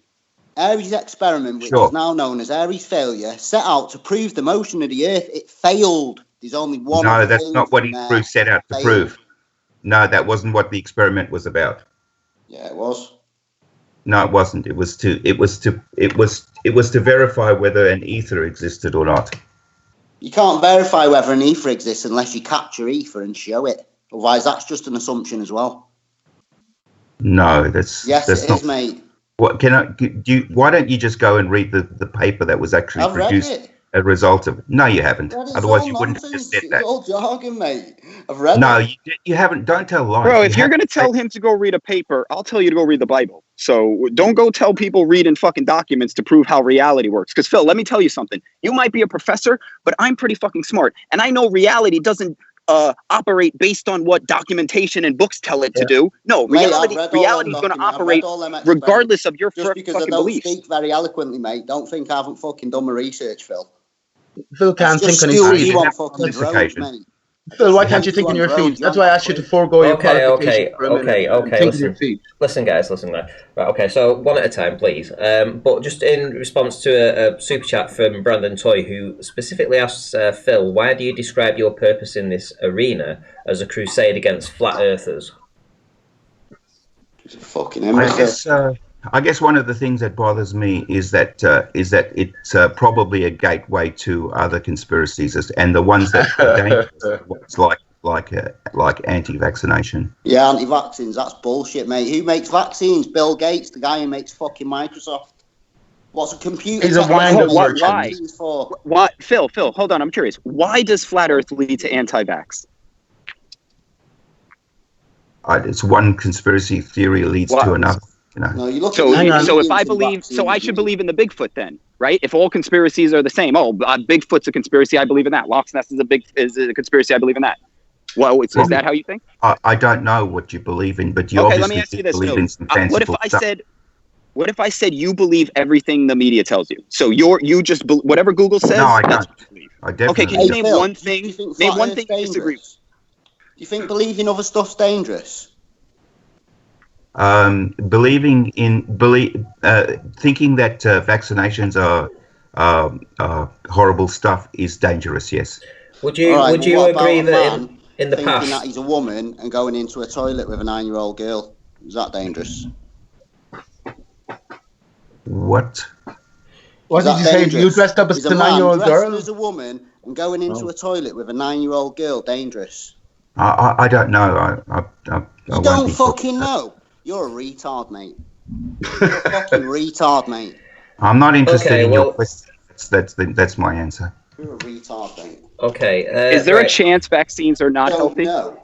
Phil? Are you honest, an Professor absolute? Bell? Would you consider yourself to be honest, That's Professor how I know Bell? you cover You're playing an lines, honest mate. role here. Yes, I'm honest. Well, how come you can't bullshit. defeat a dumbass flat earther like me? And any question I ask, you fail to answer. I asked you to leave your qualifications behind. There are passionate people here trying to find out the nature of their reality, and everything that you've had to offer has fallen short. On the basis of probability alone, right, the spinning ball Earth is ruled out because every single area of inquiry is problematic. Simple as No, that. it's not. There's Yes, it absolutely is. not a single thing Every you. single area, from Of course it movement is. to One curvature single thing that you can size falsify. to Not one. depth to everything. No, you can't. I say it's all metaphor. The greatest Yes, of course you do, symbol but- is this is the blue marble, right? We're taking it literally, and we're getting stuck here. That's what your job is, to keep us stuck in the literal. And meanwhile, the truth is there, while in our grasp, right? The blue marble, the actual first photograph produced in 1972 was an actual photograph of the Earth. No, That should immediately tell everybody that wow, Earth is. Let me just say the next. Where's the Let me just say reel? the next offering after that took many, many years, and it featured a prominent sex in the cloud, SEX. Of course, we're talking about Starlink and SpaceX, right? But I believe I'm the first to find sex in the clouds in the 1972 Blue Marble offering. So isn't that interesting? What do you attribute the sex in the clouds to, or the clone clouds from the latter offering, which came in 2016? Why the fuck, would the space read agency anything ditch into all the each telemetry other. from its most important mission ever? Shut it up, you fool, mate. You believe nonsense. Why would the space agency, mate, Listen. listen, Ranty, I'm going. Its whole life is based on a moon mission, yeah? And it threw all the telemetry away, mate. What? No, Get listen. real. Listen. Get real. Get yourself some manners, would you? Get real. Get some manners. Get real, Phil. Teach you manners? Get real, Phil. Did parents not teach you manners? Not to people who I don't respect, no. Oh yeah, right. Okay. Parents told anyone who you don't respect, mate, get your first punch in. No, you know something? By having bad manners, you put yourself down. No. Not me. So, mate. That's why I'm the rude earther, kiddo. Yes, I know. Don't be proud of it, okay? It's something you should be ashamed of, not proud. Is it? Yeah. No, don't think so, mate. I ain't got nothing to prove to you, Phil. Nothing at all, mate. Nothing at all. Get some manners. Your opinion doesn't even bother me, mate. Washes off me like a duck's back because you're no one to me. I'm sure it does. It's always washed you, especially your education. You squandered my education? You don't know nothing about my education, mucker. Yes, you squandered it. I do know that I didn't squander it at all. Not only hang on. You not only that, you didn't even have the aptitude to adopt some good manners. The lowest GCSE I scored was a C, so shut the fuck up, mate. Phil, did you label yourself professor coming into this arena? Just some manners, okay? I don't need manners for people who don't respect. Who are you? I don't know you. You don't pay my rent. Who are you? Just have manners for anybody in general. Because you're just telling everyone you're a scientist. Towards anybody who you deal with in general. You're an idiot, mate. It's anybody. You're an idiot. It's a good thing to have. You're an idiot. Don't suffer fools gladly as well, Professor. And everybody knows that you're playing a deceptive role, right? That's it. Everybody knows you're playing a deceptive role. So after a certain point, you shouldn't be tolerated because you've been long since exposed. Nothing is to be gained by chatting with people like you anymore. Yeah, everything you say will be to reinforce a lie. Ranty, if this rude earther, can you take your time a second, man? When someone is talking, let him at least finish. Professor, why did you, when you gave yourself the name Professor? If this mob of bad-mannered people are on your show at the same time as me, I will not be joining Ranty. Okay, so it'll just be. He's another George Hadnock. Piss off. Or somebody who you can find who actually has manners. Okay. You're a liar, man. You're a liar. You shouldn't be tolerated anywhere. Ranty. Okay. See you later, Phil. Okay. All right. Cheers. So I just want to say, look at how when asked to prove how he knew the Earth was moving, he said, "Oh, look, I see the sun moving away from me," and I'm like, okay, so you're not in a religion, right? But you're going to tell me that when I'm standing still and I see the sun moving, it's actually me moving, but the sun is standing still. Right. That's why it's a killer question, man. It's retarded. It's just, if you believe that, bro, you're in a fucking religion. You could just at least admit it. Be like, I have faith. He can't admit it. The ball earthers cannot give 1 inch, because if they were to give 1 inch, they have to give 1,000,000 miles. This is why everything pivots on whether the earth moves or not. The ball follows earth being decided to move. And when the professor here, again, why do you call himself professor? To garner extra respect or something, as if we couldn't see through it. But when questioned about it, even outside of his research, what is his best knowledge going back? When was the earth first proven to move? He can't. He just say, we've accepted that. You know, and where are you going to go from there? Listen, if you ask someone, right, you've got no preconceptions now, you stood in a field, you see something go over your head in the sky, are you moving or is that thing moving? Anyone with an ounce of honesty would say, oh, the thing above my head's moving. Whether you got this dickhead coming in because he's some sort of professor, and he will continue bashing the same old shite that, no, the ground's moving because the ground is moving. You know, and then he'll demand respect off you, mate. The guy's a fucking idiot. I want to. I just want to shout out Aaron for hitting the super chat. This is for you, Pete, by the way. He says, "I'm also a nurse who works in a hospital, Pete. Not just my wife. Get it right." And also, he just did another super chat just now, and he's put "woohoo, Professor Phil." But listen, my disappointment there was that we brought some guy in who's supposedly into satellites and such, and he couldn't explain why the ISS, that is 12 times bigger than these satellites, 12 times bigger, and yet is actually 150 kilometers nearer because it's only 400 kilometers away, the ISS. So that thing should be ginormous at times. If we're seeing these, and they were moving so slow, they were hovering almost. It was crazy how slow they were going. In formation, like it's beyond. It's almost like when you see one of them like light shows where it's like a drip of light going along. It was literally like you're saying. It was so slow. They were so just smooth and slow. To me, it did look like drones flying along in a line, because you know I've seen my drone fly autonomously, mate, and that's how it flies. It just flies in a nice, neat line on its own without me giving any input or anything. Just goes along in a nice, neat line. So.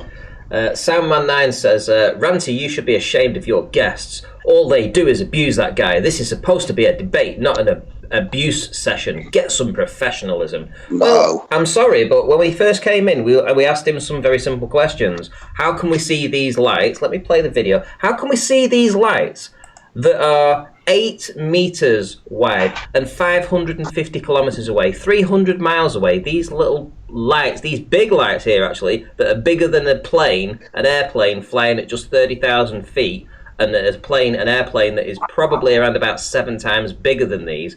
How are we seeing these at 300 miles away? 8 meters across, smaller than a house. How are we seeing them that big? That was the question. And he can't answer, mate, and he didn't know nothing about them solar drones. The guy's talking about everything he knows about satellites, but these solar drones have been going for longer than satellites, and he knows no one knows jack shit about them. They've never been spoken about. He doesn't know anything about... He sits in an office. He told me he's a mile away from where the fucking rocket launches. What does he know? He sees the computer, he sees the data. Come on, you don't know any more about fucking rockets than I do. And apparently you know less, because you think a rocket can go up and never hit the ground when it falls. Yeah, like that's just preposterous. Fucking guy's a dipshit, mate. Intellectual dipshit, like that's what they are. And then he listens when you speak. You know what, Pete? I've noticed it. I've had so many debates, mate, where people have attacked me and said, "Oh, you know, you don't know nothing. You're not educated and all that," because I've got a northern accent, mate, and I can still blow them away on bits and bobs, mate. I'll pull out my arm. Yeah, and remember when he was like, "Oh, they used to attack people who thought the Earth was a ball." Huh? Interesting. It seems like that's actually like a metaphor for fucking what's going on right now. Bro, you know what? Fucking money greases wheels, doesn't it, mate? Of the greedy heart.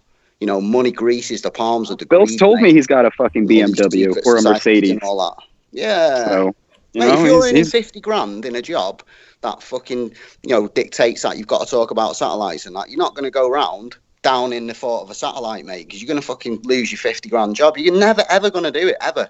You're going to bet you he's making more than 50 grand fucking being part of a launch. Big time. A fucking fake launch. Mate, all these globe proponent type guys, mate, if you look, they're all making big money. It makes you wonder why they're even fucking bothered, mate, about a bunch of lunatics that don't know jack shit. But, you know, lunatics out in the street that you see walking around, they don't say anything to you, mate. We've got a fucking amalgamation of lunatics walking around at any one time, mate. You walk down your local high street, mate, there's fucking loony bins all over the show. No one's saying nothing to them, mate. But you question authority or you question the narrative, mate, and you are a fucking piece of scum. You know, and they all come out of the woodwork to have you. It's crazy, mate. They're all acting a collective role, right? At this stage, we understand they're acting a collective role. They're in cooperation with an official story. Now, I say they're all privy to a greater story. And what's going on right about now is the story playing out. We should be questioning more why. So, okay, we know what they aren't, right? So what exactly might they be? And can we garner any clues for ourselves along the search? Entertaining the likes of Professor Phil Bell will get you absolutely nowhere. And think about it, Ranty. Has he answered? Has he satisfied any of your curiosity? He has not. Not really. I do want to answer some of these people in the chat. So Joey D Big says, enough to not risk your job for Days and Jones. Would you risk your job for 50 grand if you were earning 50 grand? Would you speak out against your job in hope that you might land a 13 grand job fucking cleaning tables at McDonald's? Shut your grid, you clown. So, Joey D says, these photos are when they are first released, not at 300 miles away. I'll get to that in a moment. Aaron Armstrong says, Andy answered you. He said to model it and see what it looked like. That isn't an answer. That is an I don't know. He didn't answer at all. That's it. I'll get Rumpus to model it. Rumpus, who's got fucking a bias anyway to the Globe model. Yeah, I'll get Rumpus to model it. Yeah, I'm sure you will, mate. Yeah, I'm sure you will. And that'll sell us all on the idea, mate. Fucking arrogant idiot. Rumpus is another arrogant idiot, mate. Why is anyone going to listen to him, mate? Anyone who says a word more than 3 times, mate, in a row has got some sort of fucking mental disability, mate. You don't say a word in reality, mate. You never say a word more than 3 times. You don't continuously say the same word over and over again. You are mental if you do. Let me tell you out there, guys. If you one of them people who says you are so stupid, it's you who's fucking so stupid, my mate, not the other person. You've got some sort of mental block, mate. People don't do that shit. Get real. So, Punctured Ball says, I watched these satellites last night with my son. Trouble is, my son is 230 miles away. Dash. Right, okay. And? That's not the point. They were visible. We saw them. Does that put them at 550 kilometers high? Does it?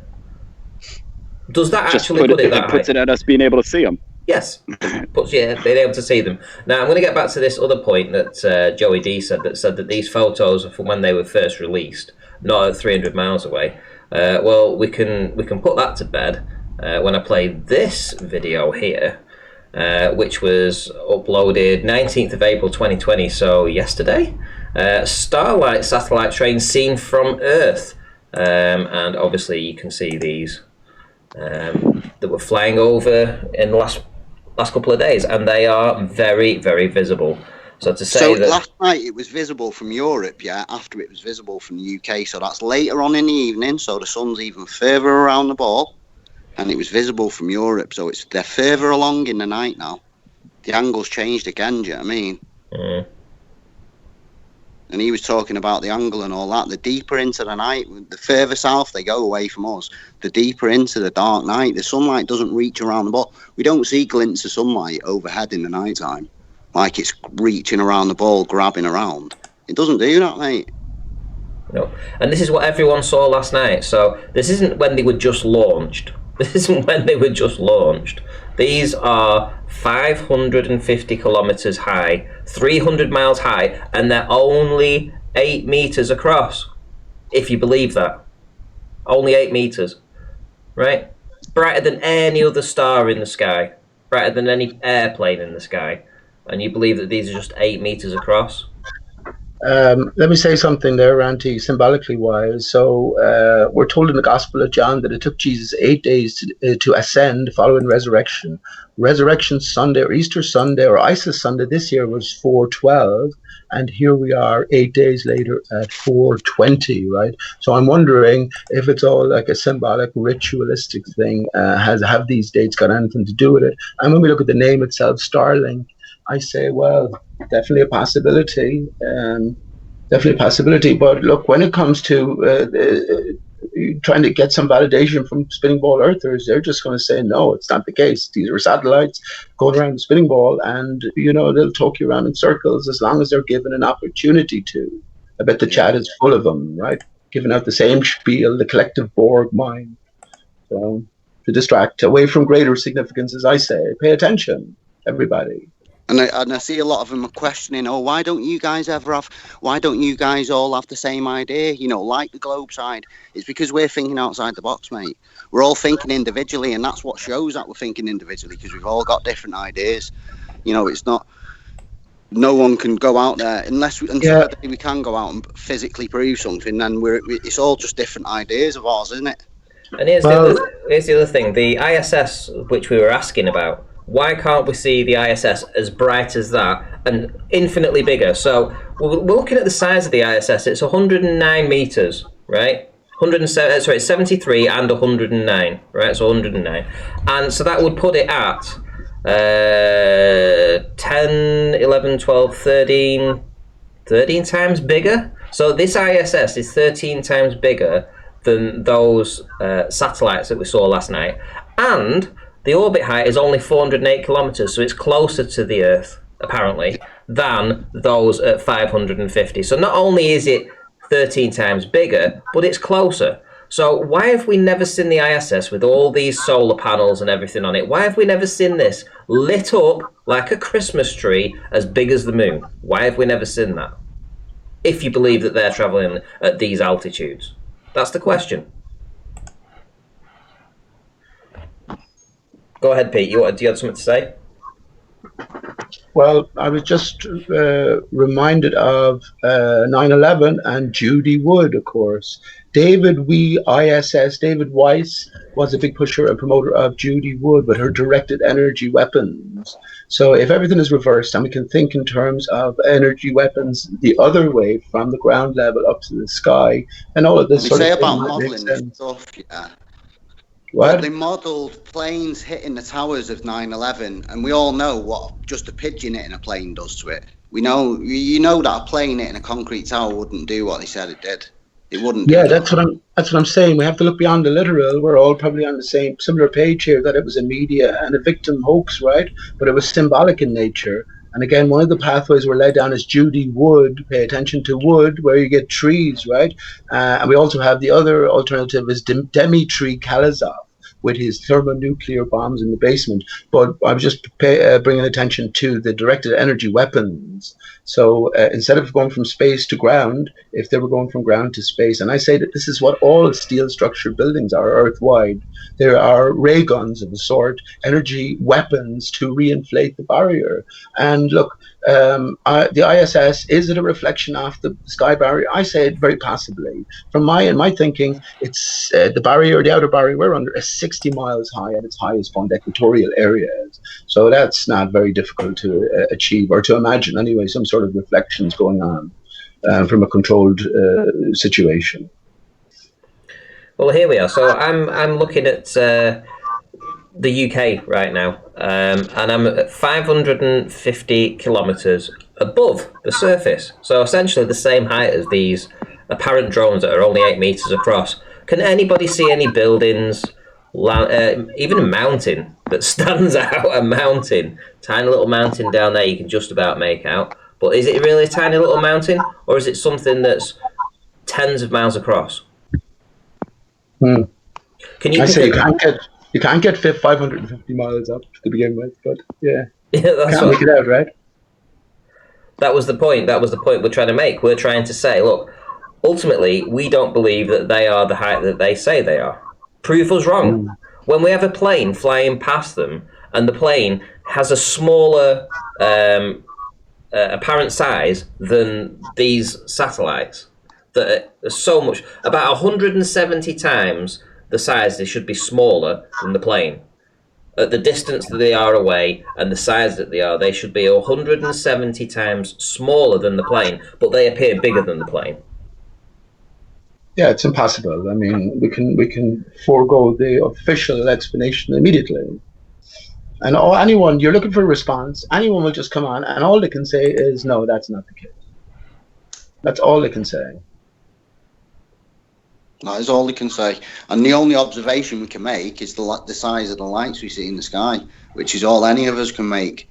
Unless someone has got a fucking craft where you can go up there and see how far these things are away. Everyone's seeing the same thing. We're all seeing lights in the sky. Yeah. It's, you know, the only thing that you can see is some kind of object. Is when it passes the moon, is that ISS. People have captured it. I think we'll all be seeing a whole hell of a lot more in the... Just Google, Google loads of... Just Google, like, people have experimented with, like, radio control shit. You can make pretty much any shape fly, mate. You can make a witch on a broomstick fly. You can make superhero characters fly, mate.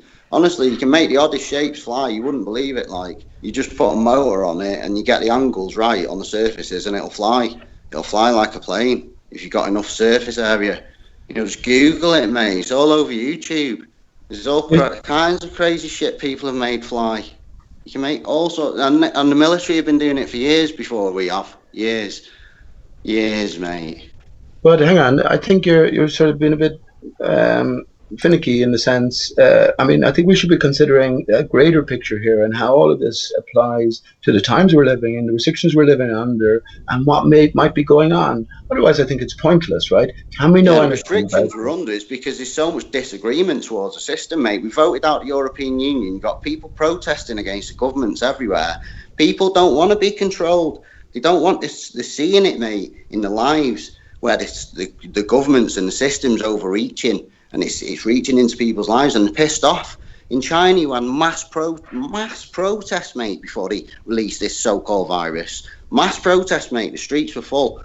Now all we've seen is newspaper stories of empty streets. We don't know what's happening in China, mate. None of us are in China, mate. For all we know, they could have been shooting all them protesters while they're showing us footage of hospitals, people running down streets with people in hospital beds. They could have been shooting all them protesters, mate. We don't know. Them graves are for something, and the graves they're digging everywhere are for something. There might be no protesters as well. They have amazing capabilities in terms of what they can do in terms of media fakery. I mean, it seems clear that this is not any sort of reaction to any swelling of awareness of people. What's happening with the corona has been planned and scripted in from the very outset. This is what this has all been about, right? Yeah, of course, that's what it shows up in books and on Simpsons and shit like that, mate. It's all it's from the makers of the story, mate. Here we have 19 years later after 9/11. If you left 9/11 and just were happy enough that it was an inside job, well, more fool you, I guess, because the whole script was handed to you and you were given the ability to work it out, and especially with later on media hoaxes and how obvious they were made. So we're always meant to see through the literal 9/11 and get to the symbolic, right? And I believe, what am I supposed to say? I believe that the story is there for us to read, and what's happening now behind the scenes is monumental. So we can sort of piece things together in our own right, because that's all there is at the end of the day. Or you can continue to waste time with people like Professor Phil Bell and his cohorts and sort of be distracted successfully from thinking about and talking about, these deeper issues, right? Do you guys have the option to listen to the stream at all? Yeah. You do? Right, okay. Well, can I say something, mate? Because you seem like a bit of a snowflake in that when it comes to manners. You know these judges of high courts out there, mate, who sniff cocaine, smoke crack and bum rent boys on the weekend. Do you know that happens in the real world? You snowflake idiot. Shut up. Anti-bomb. I'm telling you, mate. Listen, this is the real world. It happens, mate. These fuckers control the system. They're telling all us what we can't do. And they're all at it, mate. They're the worst ones. Right, mate, the system's bent as an iron bob. No, mate. I just want to play this. I want to play this video for the audience. So if you guys want to just pop yourselves on mute and just listen to it on the actual live stream, we'll get this playing. Here we go. Hilarious. does that help, you greedy cocksuckers?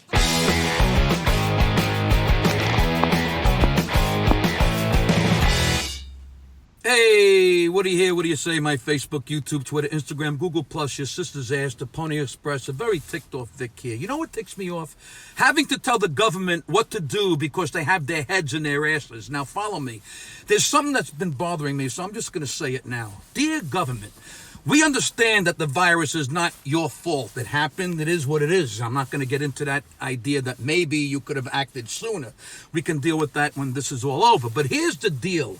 We need a real fucking plan. It was the right move to make everyone stay home because that's the only way to deal with a virus like this. But here's where I have a problem. So, you told us to shut down non-essential businesses. You told us to go home and quarantine. You told us we have to keep social distance and stay inside. But you told us you would help. So where is the fucking help? These checks are what they are. I mean, let's be serious. I'm not going to turn away $1,200 because number one, if you're going to give it to me, I'm taking it. And number two, it's our fucking money, not yours. It's ours. We paid that in taxes for everything we do every fucking day. So, okay. Look at the typical family, mortgage payment, healthcare payment, car payments, electric, water, garbage, phone, blah, blah, blah, blah. So maybe the $1,200 covers the mortgage. But what about all the other costs that we have each month? This $1,200 thing isn't doing shit for the normal working family. You want to help? Here's one idea. Tell the fucking banks and mortgage companies to stop all mortgage payments at this time. Just stop them. And don't give me that 3-month furlough bullshit. How does that even make sense? So someone who lost their job because you said to stay at home doesn't pay mortgage for 3 months, but in the 4th month, they have to not only pay that month that's due, but also the 3 months they owed in full because it was furloughed? How the fuck does that help, you greedy cocksuckers? Someone was just unemployed and not earning money for 3 months. They weren't earning money. Hello? Now they just start back to work and all that money magically appears so they can pay the 3 months in a lump sum. How are they fucking paying that? Are you fucking idiots? Look, it almost makes sense that they can stop paying the current mortgage due for the month when they go back to work. But they can't pay the prior 3 months. They had no income. So here's the idea. Just add the 3 fucking months of the furlough to the back end of the loan. So if they have, let's say, 19 years and 6 months left in their mortgage, just add the 3 months. So now they have 19 years and 9 months. How fucking hard is that? You'll get your money, you shitbags. It's just delayed. The working stiff wins if you do that. It really helps. It actually helps. And what is up with these banks and lending assholes? I mean, come on. You literally make billions of dollars in profit quarterly. That's every 3 months. The last crash was 10 years ago. So you have 10 years of massive profits and you need a bailout after 2 weeks of a shutdown? How come we, the people, have to save for a rainy day, but you save nothing? Every fucking quarter that you made $3 billion in profit, not income, profit, and all that means you paid all your salaries and bills and everything you needed to pay to run a company for 3 fucking months. So every time you made $3 billion in a quarter, if you had just put $1 billion in the bank, you'd have $40 billion in the bank after 10 years. That's not even including interest. But no, you greedy cocksuckers have to get bailed out again from our taxpayer money, and then you shit on us by not giving us a real break on our mortgages, credit card bills, or car payments, or anything, and the government allows this. We get fucked. We bail you out, we get fucked. Rinse, lather, repeat. You dirtneck fucking pieces of shit should have had more than enough money to keep paying your workers and give everyone a break in mortgage payments the way I said for the time being. And again, I'm not saying to wipe the slate clean. I'm saying to just add the missing mortgage payment to the back end of everyone's loans. Do it for everything. The car lease is now 3 months longer. The credit card payment is now 3 months longer. The mortgage payment is now 3 months longer. You want to help the American worker, you can eliminate all payments due until this is over. That way, unemployment and stimulus checks would only be needed for food. That is what the American family needs now. That would help us. You greedy cocksuckers and you government lackeys who suck the balls of the big corporations and shit on the people are just as bad. Shame on you all.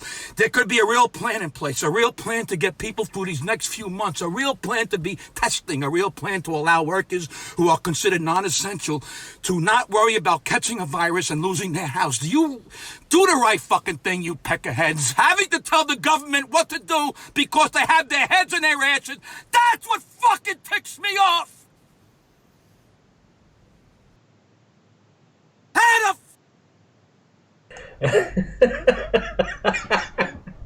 Oh, dearie me. I mean, guys, you're going to get to this in a minute. You'll see this on the Oh, it's just hilarious. This guy is absolutely awesome. Makes me laugh every single time. I'm going to put his link in again. He's just fantastic, fantastic stuff. Let's see if I can find his channel now. Here we go. So look over here. He's not there. Hang on. I will find it. Trust me, and I will put his link in just a minute. Oh, dear me. Right, are you guys there? Yeah. Did you see that?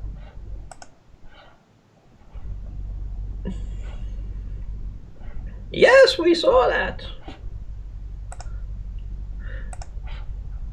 Yeah, there you go. It just finished a little bit late on the mainstream. Yeah. Well, he was pulling his fuse, wasn't he? Well, I mean, we should all be as passionate, right? If we were all as passionate, none of this shit would be happening. But, well, I say something is different. The system as we know it is over. That's what I say. And, yeah, I actually say that today, which is the 21st, is maybe day one of the new era, and it might be recognized as that. And those Starlink little lights in the sky were some sort of a secret ceremonial event. All the possibilities. You think the system's over? You think the system of control is over, do you, Pete? Yeah, I do, yeah. What you do, yeah? When we're all sat in our houses clapping at 8 o'clock like seals for fish. And you think the age of control's over, mate? Well, this is a transition period, right? So this is the start of it. What do you do? What do you do normally when you're? What do you do normally? This is the start of it, mate. Wait till you get your vaccine passport, where you can't go for a. All right, bud. All right, I'm asking you. I told you my point of view, and I know your fears, right? I know your fears. Yeah, I know your fears, man. Have you considered other possibilities? Everybody sitting at home is right. For the first time, everyone. Hang on, man. Hang on. Everyone sitting at home is right, but for the first time, everyone's equalized as well. The weather has never been more beautiful. We're promised the most beautiful day in memory tomorrow. Yeah, that's to force us to go out, to make us start trouble so they can upgrade the force that they use against us, mate. That's what it's for. Well, have you resisted? Okay, well, have you talked to any police in your area? Have you resisted in any way? Police in my area, mate. I seen them chasing 2 pensioners in a Skoda the other day, mate, when I was pulling out of Aldi's. Yeah, but have you resisted? Have you resisted in any way? I avoid them, mate. Well, I've certainly resisted. Let them know what's what. No sense for him, mate. I avoid him. Yeah, that's fair enough. But I've been to the police station here. Any cop I see stopping in the road, I let them know the legal name fraud is exposed. All contracts are null and void. Now we're back as a living man. So I mean, go near them guys, mate. I wouldn't even give them the time of day. Why not? You can let them know that you know. Fuck them, mate. Listen, let them know. Well, what are you going to do then? You're just going to sit in your house like a seal clapping for fish? Is that what you're happy doing? I don't clap for fish, mate. I don't clap at all. What do you do then for fish? I laugh. I laugh at everyone when they're clapping, mate. I don't see you laughing too much, man. Laugh. I don't see you laughing too much. You're pushing a lot of fear at the minute. What am I pushing, mate? I'm pushing the truth. Everyone's stuck in their houses. Well, you're talking about the start of it, mate. Isn't it? Yeah, that's a possibility, right? But it's not the only possibility. What do you think they're going to lock us in our houses and then release us all and go, hey ho, everybody, there you go, you're all free, mate. You don't have to pay any taxes anymore. Go on, go for it. Don't be silly, mate. Don't be silly. You have it all worked out, right, Rude Earther? You have it all worked out. Listen, they're offering everybody loans at 0 interest, mate. Get your loans while you can now at 0 interest. And I'll tell you now, give it 12 months, mate, and the interest rate's going to bang up, mate, exactly like it did in the 80s. Everyone's going to lose their houses, mate. Anyone who gets a mortgage on this 0 interest shit is screwed, mate. I'll tell you now. Mark my words, mate. I've been watching the stock markets and that. They're collapsing the currency so they even out with the yen, so they can compete with the Chinese. Yeah. But trust me, mate. Yeah, but I mean, I'm saying what's happening now. Everyone is at an equal level, and people are being kept at home because, well, there's massive transformations going on behind the scenes, not just within the whole structure of the Earth system, but also in terms of what's going on in the sky, right? They're part of the system, mate. You think Donald Trump's not part of the scenes, behind the scenes? Of course they are. Information, this Q thing, mate. You don't think that's something to do with the system? Everything we're fed, mate, something to do with the system. There's a worldwide cooperation going on here. Every government is cooperating in this corona hoax. Exactly, mate. Except for you're all supposed to be enemies. So there's two possibilities. We're either all fucked, right? Or there's something different going on. We might be saved, for instance. The end of the world as we know it was always predicted. Did 2012 occur? I say it did occur. But listen, Pete, my mate's mum and dad, my mate's mum and dad are in the 70s. They're both ill. They've both got issues, and they've both been sent a letter by the government, mate.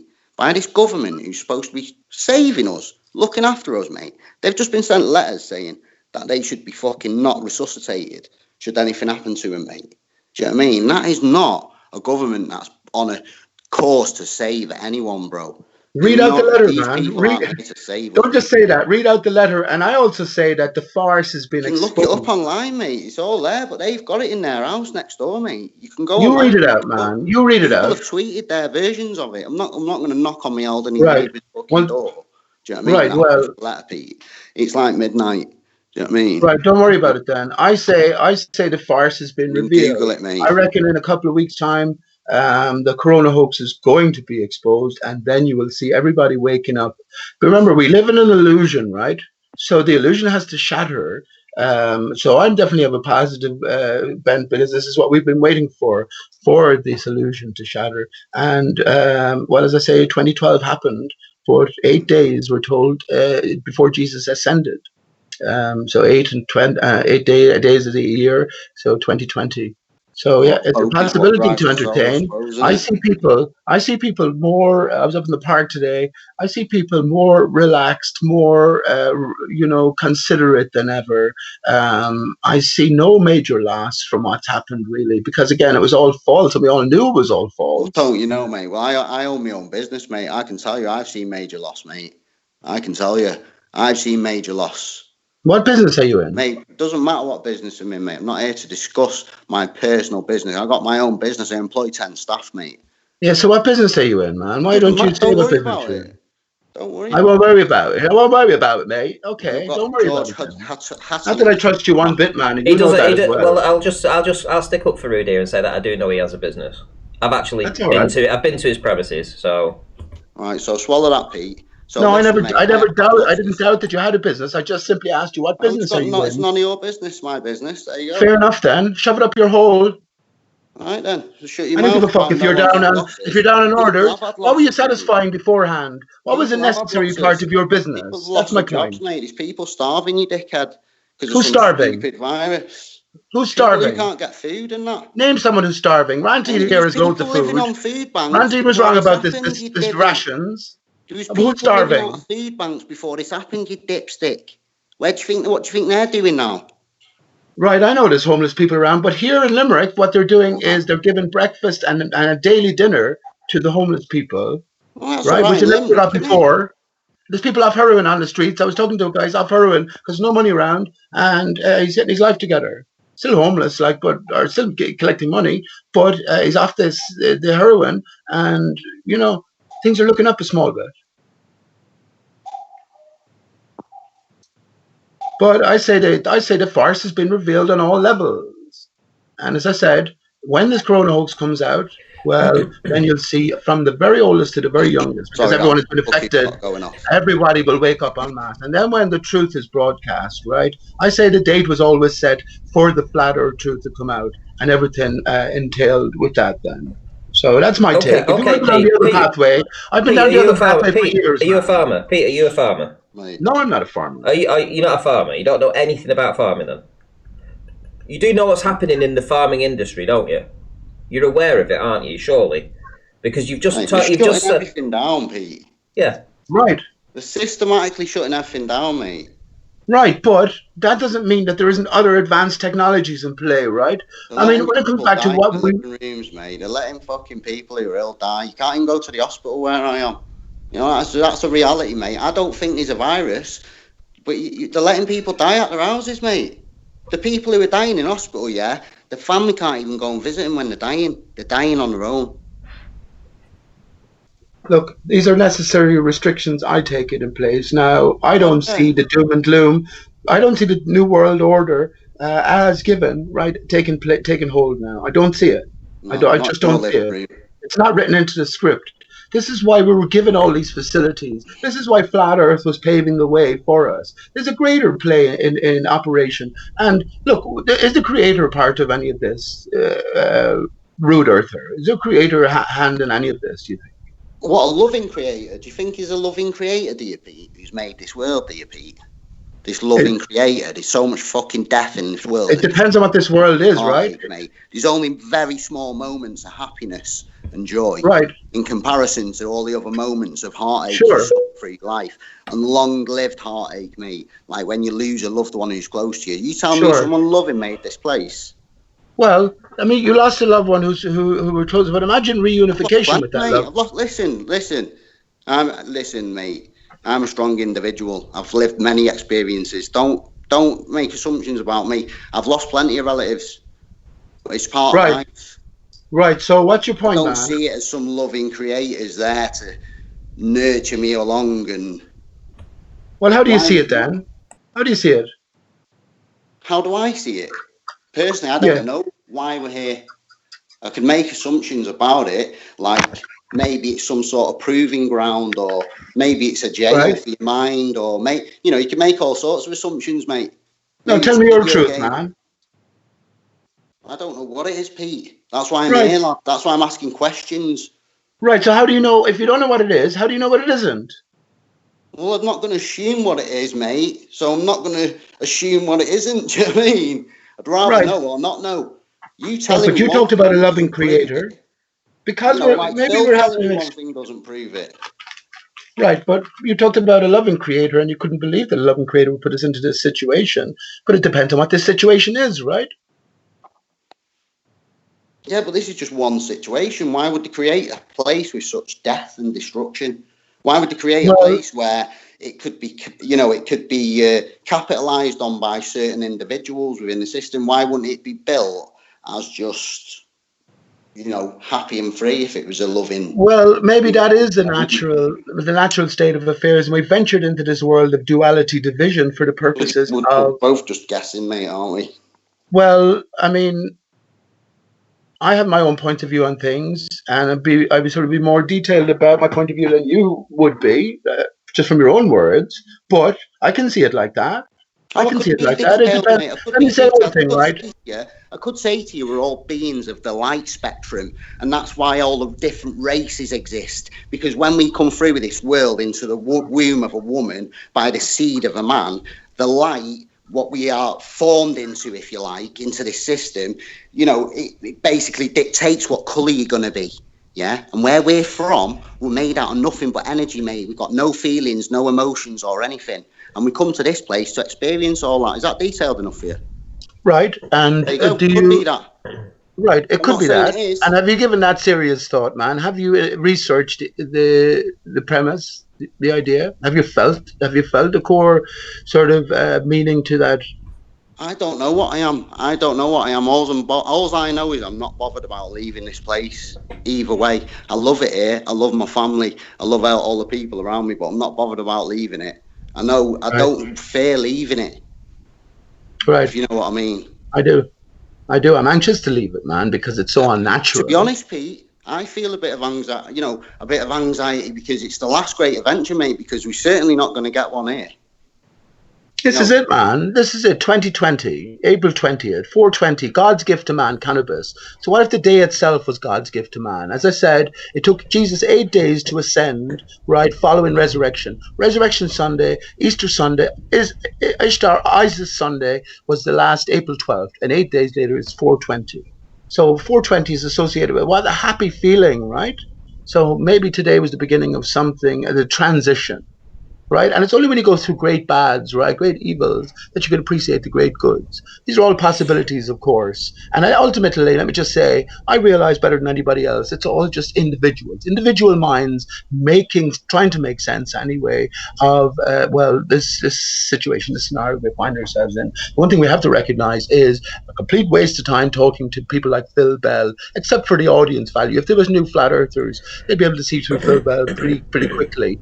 But in terms of advanced talking and thinking, there's nothing to be gained from interactions with these basic antagonists at this stage. To be honest, I mean, that's why, I brought Phil in because he has maintained from the first time I spoke to him that his speciality was with satellites. Yeah. So with that speciality, and with us talking about this Starlink satellite train, I thought it was a perfect guy to bring in, but unfortunately he didn't have any. He literally just told us to go and model it as to why we can see them. You know, there was no explanation. There was no explanation. Less than nothing yet.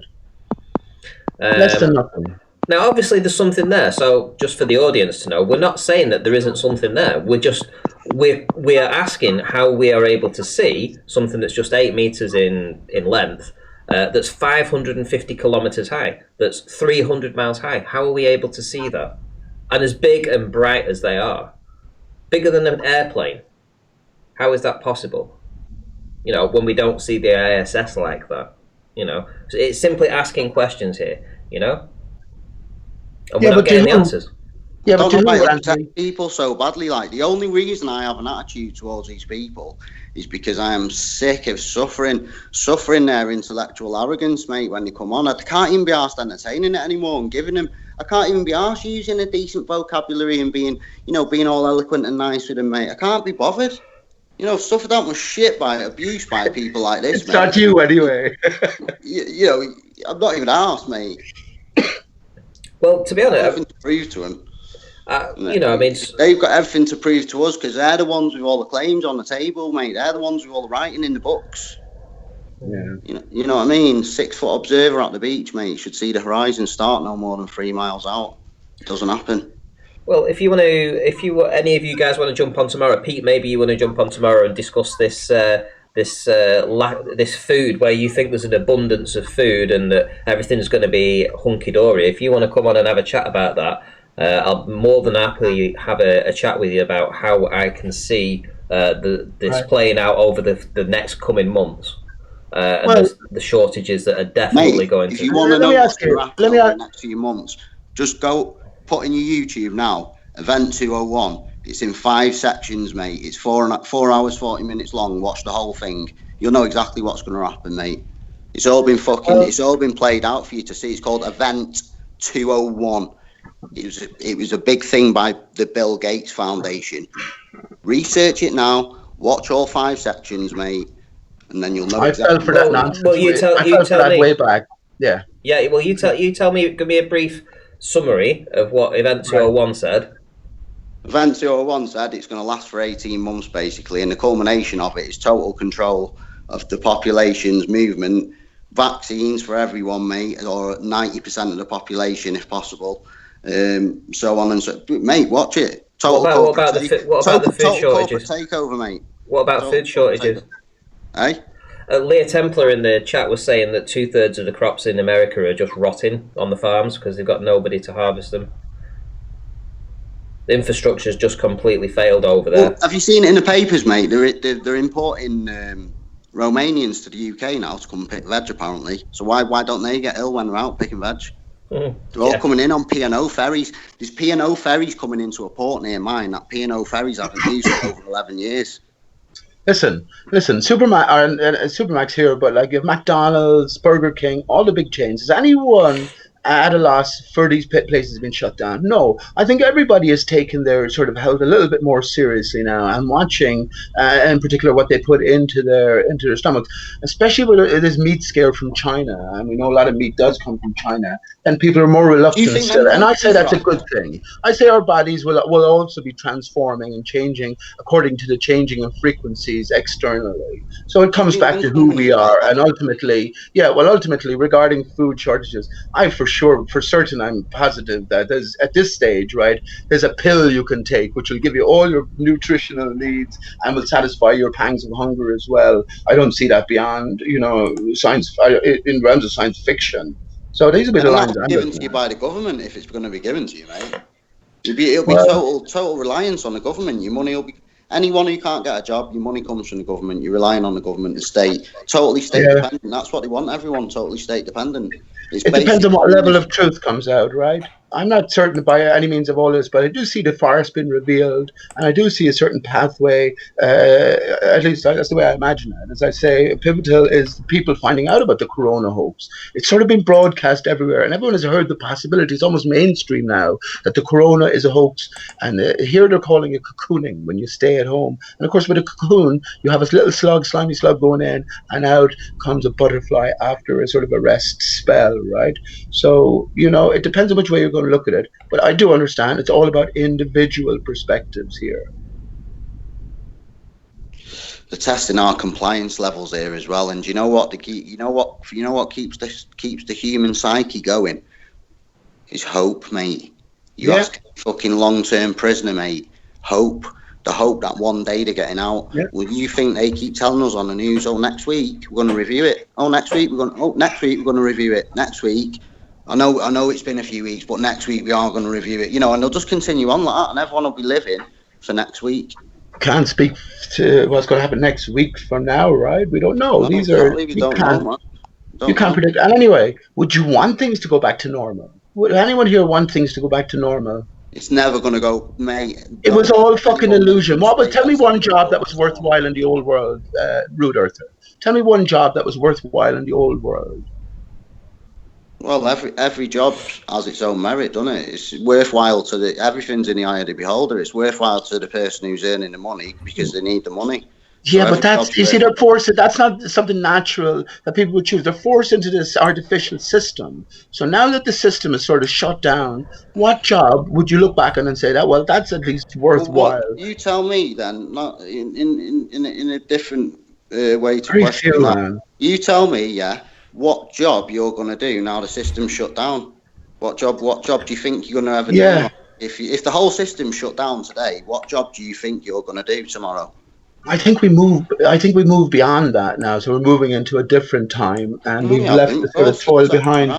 But if everything was to go back, let's just say that they were putting in their new world order system, and you had to go along with all the vaccinations, all of the mark of the beast implants, etc. What job would be worthwhile? I would say to people of our minds, right? I was speaking of our mind. I wouldn't say any job would be worthwhile because everything you do would be part of a lie, right? Who does a job now that's worthwhile? Who does a job now, mate? 90%. That's what I'm saying. That's what I'm saying. I can see very little people who do jobs that are worthwhile because the whole system is illusion. The whole system is a fraudulent shadow of what things could be. You know, I think you'll agree as well. We're coming from a different past. Coming from a different place, right? And associated with that is a different reality. Ultimately, yes, it all comes back to us ourselves and who we really are. And I can't think of an answer to that. Very few jobs worthwhile as I look around and as I have looked around for the last few years, because they're all just feeding into a corrupt and inherently bad and dishonest system, right? Mate, do you know what the truth is? There ain't going to be that many jobs, mate, when the system properly kicks in. Because when this 5G gets up and running full time, there's going to be automated trucks, automated taxis, mate. They've all got it in the process, mate. You got Amazon trying to buy a portion of the sky, mate, so they can do automated drone deliveries. Mate, the world's changing, whether you like it or not, whether we like it or not. And it's not you decide. It's changing for the system, mate. That's the possibility, or there's another possibility as well. That the creator is in control, right? And all of this is scripted out to go a certain way, to end a certain way, and to re-begin again. I hope so. You know? I hope you're right, lad. I really do. You not feel better in general? Can I ask anybody, Ranty, anybody here in chat as well, outside of the mental sort of gymnastics we're going through, not feel a little better in yourself in general? I don't care, mate. I'll face the fire with 2 sticks and a marshmallow on each one, mate. I'm not bothered. Either way for me. Yeah. To be honest, I've noticed a change in the weather's so much nicer. In fact, it smells different. It smells like it did in the 1980s for me when I was a kid growing up. So I would, you'd have that fresh smell. It was just a smell that was in the air. I haven't smelt it from being a kid, and I smelt it a few days ago, and it just, all the nostalgia came back. Sort of like flooded back, and it reminded me of back in the 1980s when I used to sit in the fields picking dandelions and stuff, you know, with my sister. So happy days, you know. I mean, it does feel different. The air looks cleaner. There's no there's very few chemtrails, and the clouds are all fluffy clouds now. So yeah, I have to agree. Yeah, that the world without us impacting it is going back to how it was 30 years ago, and it's proving all those deniers wrong that were saying that chemtrails and the factories and the cars and all the pollution that we were putting out wasn't having an effect on stuff. Clearly it was, because they can walk out of the house now and have a look at the clouds. But all right, we could say on the other hand, what about all them people who were saying, oh, all the shit we've pumped into the air and all that now, it'll take 40 years to clear, and it's gone after 2 days, mate. Ants can't. A colony of ants couldn't have brought down the Twin Towers, mate. We're ants in this place. We can't break it. Nothing we've got. We get everything we've got come from this place, mate. We can't break this place. This place is broken, bud. This is not Earth in its natural form. Our system of living is. The place isn't broken, mate. The place is broken, man. Don't cut your garden for 5 years, mate, and we'll see how broken the place is. The place is broken. Earth isn't a broken... Earth is a wasteland compared to what it was. Is it heck, man? How do you know? Is it heck? From when? Yes, it is. From when? Everything is unnatural, man. This is the problem here, that we've taken... a portion of the land, mate. Everywhere else is rogue. What is land? We've only discovered 10% of the deep forests in the world. What is land? Where did the Earth's oceans come from? Oh man, this is just silly, mate. Now you just go. Oh yeah, this is just silly now, is it? When we get into a little bit more detail, and you saying, "Hang on, please." What relevance does that have to what we're talking because about? I said that this place is broken, right? You said no, it isn't. Well, the Earth's ocean. Here you go, Pete. Stop being rude, man. The Earth's ocean. Stop being rude, man. The Earth's ocean fell. Listen. From God's eye. From God's Take a pause, right? Does that make you happy? Can you disprove it? Take a pause, man. You know, take a pause. And where were you for fucking years? You said you were on the scene for years. Where were you for years in terms of battling the arguments, man? Ooh, Pete, man. Yeah, but where were you? Were you hiding behind the scenes? I didn't see you. I'm here since 2016. Never came across you until you Mate, ranted here. I didn't hear about you till last year, you plonker. Shut up, man. Yeah, right. And yet you were in the scene for years. So the question goes back to, you say we're not in a broken system. I say Earth system. You say the political system is broken, right? I say the whole Earth landscape is a wasteland. So that's why I asked you, what is land and where did the Earth's oceans come from? And you say now we're getting into ridiculous stuff. Why? Your feet, mate. What is your answer? What is your answer to that? The ocean. What is the sun, man? You don't know where the ocean came from. Right, but what is the sun? Why? I'm just trying to find out if you put any thought into these things. From you plant pot, mate. You don't know where the ocean come from. What's the sun? Do you know what the sun? I never claimed I knew what the sun was. Listen, in order to progress in your thinking, you have to consider certain things, right? Now, if you just stop, like I said, in like some Nathan Oakley does, he'll admit that there's a necessary container, but he will not deal with... Listen, shithead, stop interrupting me. Mate, you mug. You're a mug, mate. Shut... Pete, honestly, lad, you've got nothing. You've got nothing. So what is land? Tell me what is land. Tell me what is land then, man. Let's see the metal of your plant pot. Let's see the metal of your metal, man. What is land? Something that's under your feet, you idiot, mate. That's it. But that's all you have to say. Yeah, land's something under your feet. What's land, Pete? What's land? What's land? So that's all you have to say. What have you got to say? Fuck it now. Anyway. Right. Yeah. I have a different answer. I have a different answer, man. But I'm glad to say that you say that's descending into ridiculousness when I ask that question. Go back to Archosaurus. An Archosaurus is the land under your feet, boy. That's what it is. And it's the sky above your head. And yes, when you find the end of the fucking rainbow, it'll be Archosaurus that's sat there fucking waiting. So say the name properly. Go on camera there, you little shithead. Go on camera, you little shithead. And say the name properly. Say the name properly. Aristarchus, right? I didn't name it so. I didn't name it so. But you're a little snake in the grass, and I can easily tell. You're a snake in the grass. So I asked you a question because it's very pertinent. We know what land isn't. So when I ask you what land is... Asking for people's names and businesses.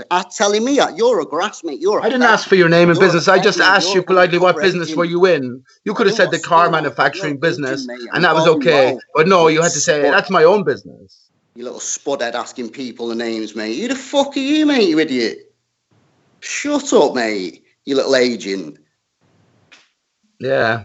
Yeah, you little agent. I wouldn't trust you as far as I could throw you, shithead. No, don't we, you little agent. I wouldn't trust you as far as I could throw you. What happened on 9/11, man? Is that right? Would you tarmac me drive and fucking empty me wallet as well? Yeah. Yeah. Your behaviour is very like ball earthers, I know, man. Right. I wouldn't be surprised if people are playing double roles here and you one of them. Right. And sell me a plant wrapped in a bit of tinfoil for a tenner. Or curse me, is that right? That joke won't go across to many people who are listening, man. I don't give a shit, mate. I'm not here for fucking mate friends. What are you here for? What are you here for? What are you here for? I'm here to be here, mate. What are you here for? To get people's names. You're here to be here. You're here to be here. That's it, is it? You little punk. You're a little punk, mate.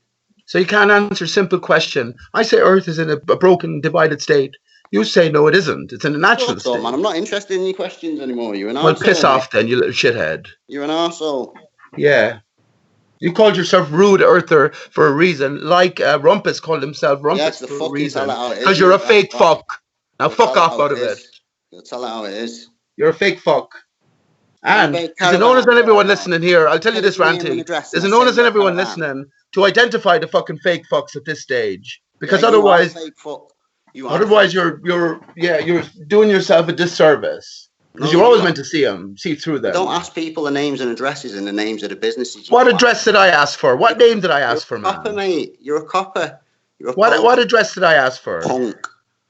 So you're a liar as well. A sneaky little fucking shit liar. Asking for people's businesses and shit. And I simply asked you what business. You said you were suffering because of this shutdown. And I said, what business were you in? Now, if you said you were in the turnip fucking transporting business, that would have been something, right? You're a fed. What business are you in? Smell your pork, mate. Yeah, you little nasty piece of shit, aren't you, bud?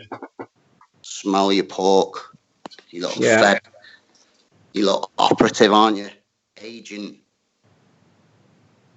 If I was an operative agent, I would be able to talk about a few things. Aristarchus at the fucking top of that pile. The legal name fraud. Tell us about the legal name fraud, bud. What about 9/11 media and victim symbolic hoax? Who else are you here talking about that? You're a popo, mate. Yeah.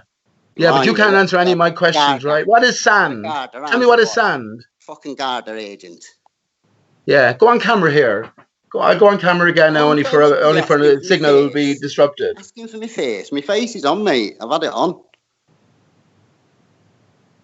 So you have nothing to say. You have nothing to say, and you're a fearmonger. Then you're pushing doom and gloom, the official story, right? You're pushing the official story. The mainstream story. The mainstream story is fed to all the older people, right? Who are trusting in their mainstream news and television.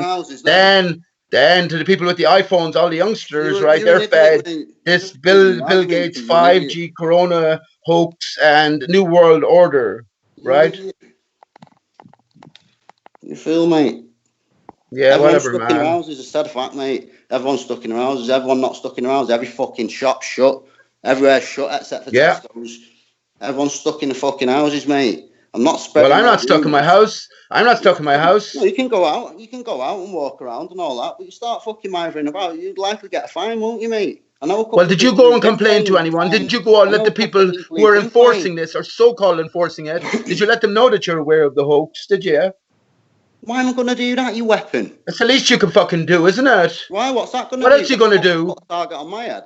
What else are you going to do? Sit at home, as you say, and clap your flippers for fish? Yeah, I may as well just tell you my name and address, aren't I, Pete? I never asked for your address, nor did I ask for your name. I got to call you Rude Earther, right? You fucking knob. Pete Shea is my name. Sheehan being the family name. Shea being a nickname from an early age, right?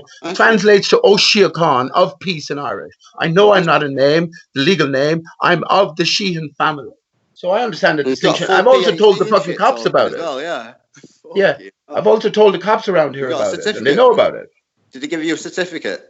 They gave me fuck all. They gave me shit. They laughed at me. There you go. Then what did it achieve, Pete? Well, I still said what I had to say, and they know it.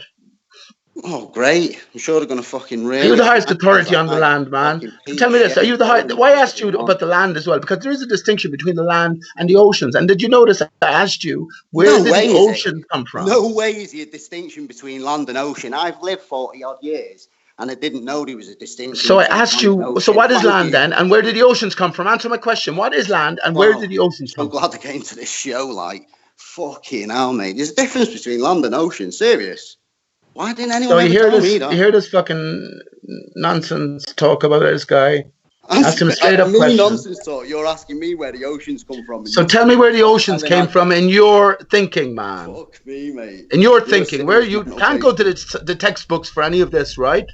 We can't go to the textbooks, but we can progress in terms of our own thinking. Where the oceans are from when Pete Shea's already discovered where they're from, mate. Like Pete Shea discovered the flat. Give me your honest answer, man. What has replaced the vacuum of space? You may as well just tell everyone where. So what has replaced the vacuum of space in your reckoning? Nothing. You see, this guy, anyone out there, whatever this fucking guy says, is not worth hearing. He's a distraction for you. All right, Pete. And that's all. I'm a distraction. Yeah, I came here to talk about fucking satellites and that, mate. You come here to talk about Aristotaurus, whatever his fucking name is. You know well the name, and Branty, he knows well the name. So the reason why he's trying to make a skit out of it, because he knows it's significant. Shit. Starlink, right? Starlink from Seth MacFarlane, who plays Elon Musk, and their SpaceX venture. Come on. Starlink, why? Aristarchus, the tree of life, is divided, but it is being repaired. We live in an energized system. Mate. Yeah, we live in an energized system.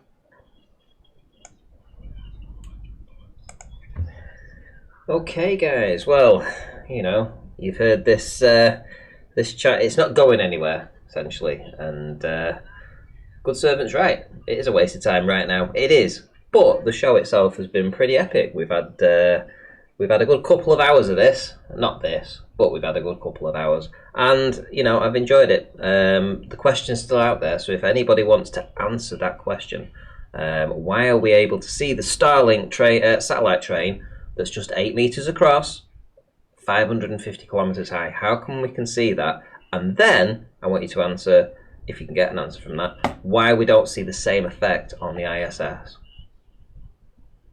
Think about it. Right, okay, so I'll be back again tomorrow with another show. Thank you, everybody, for stopping by. Thanks for people that have just become members. Much appreciated. And yeah, that'll do for tonight. I'm going to hit the hay, and I'll see you all in the next one.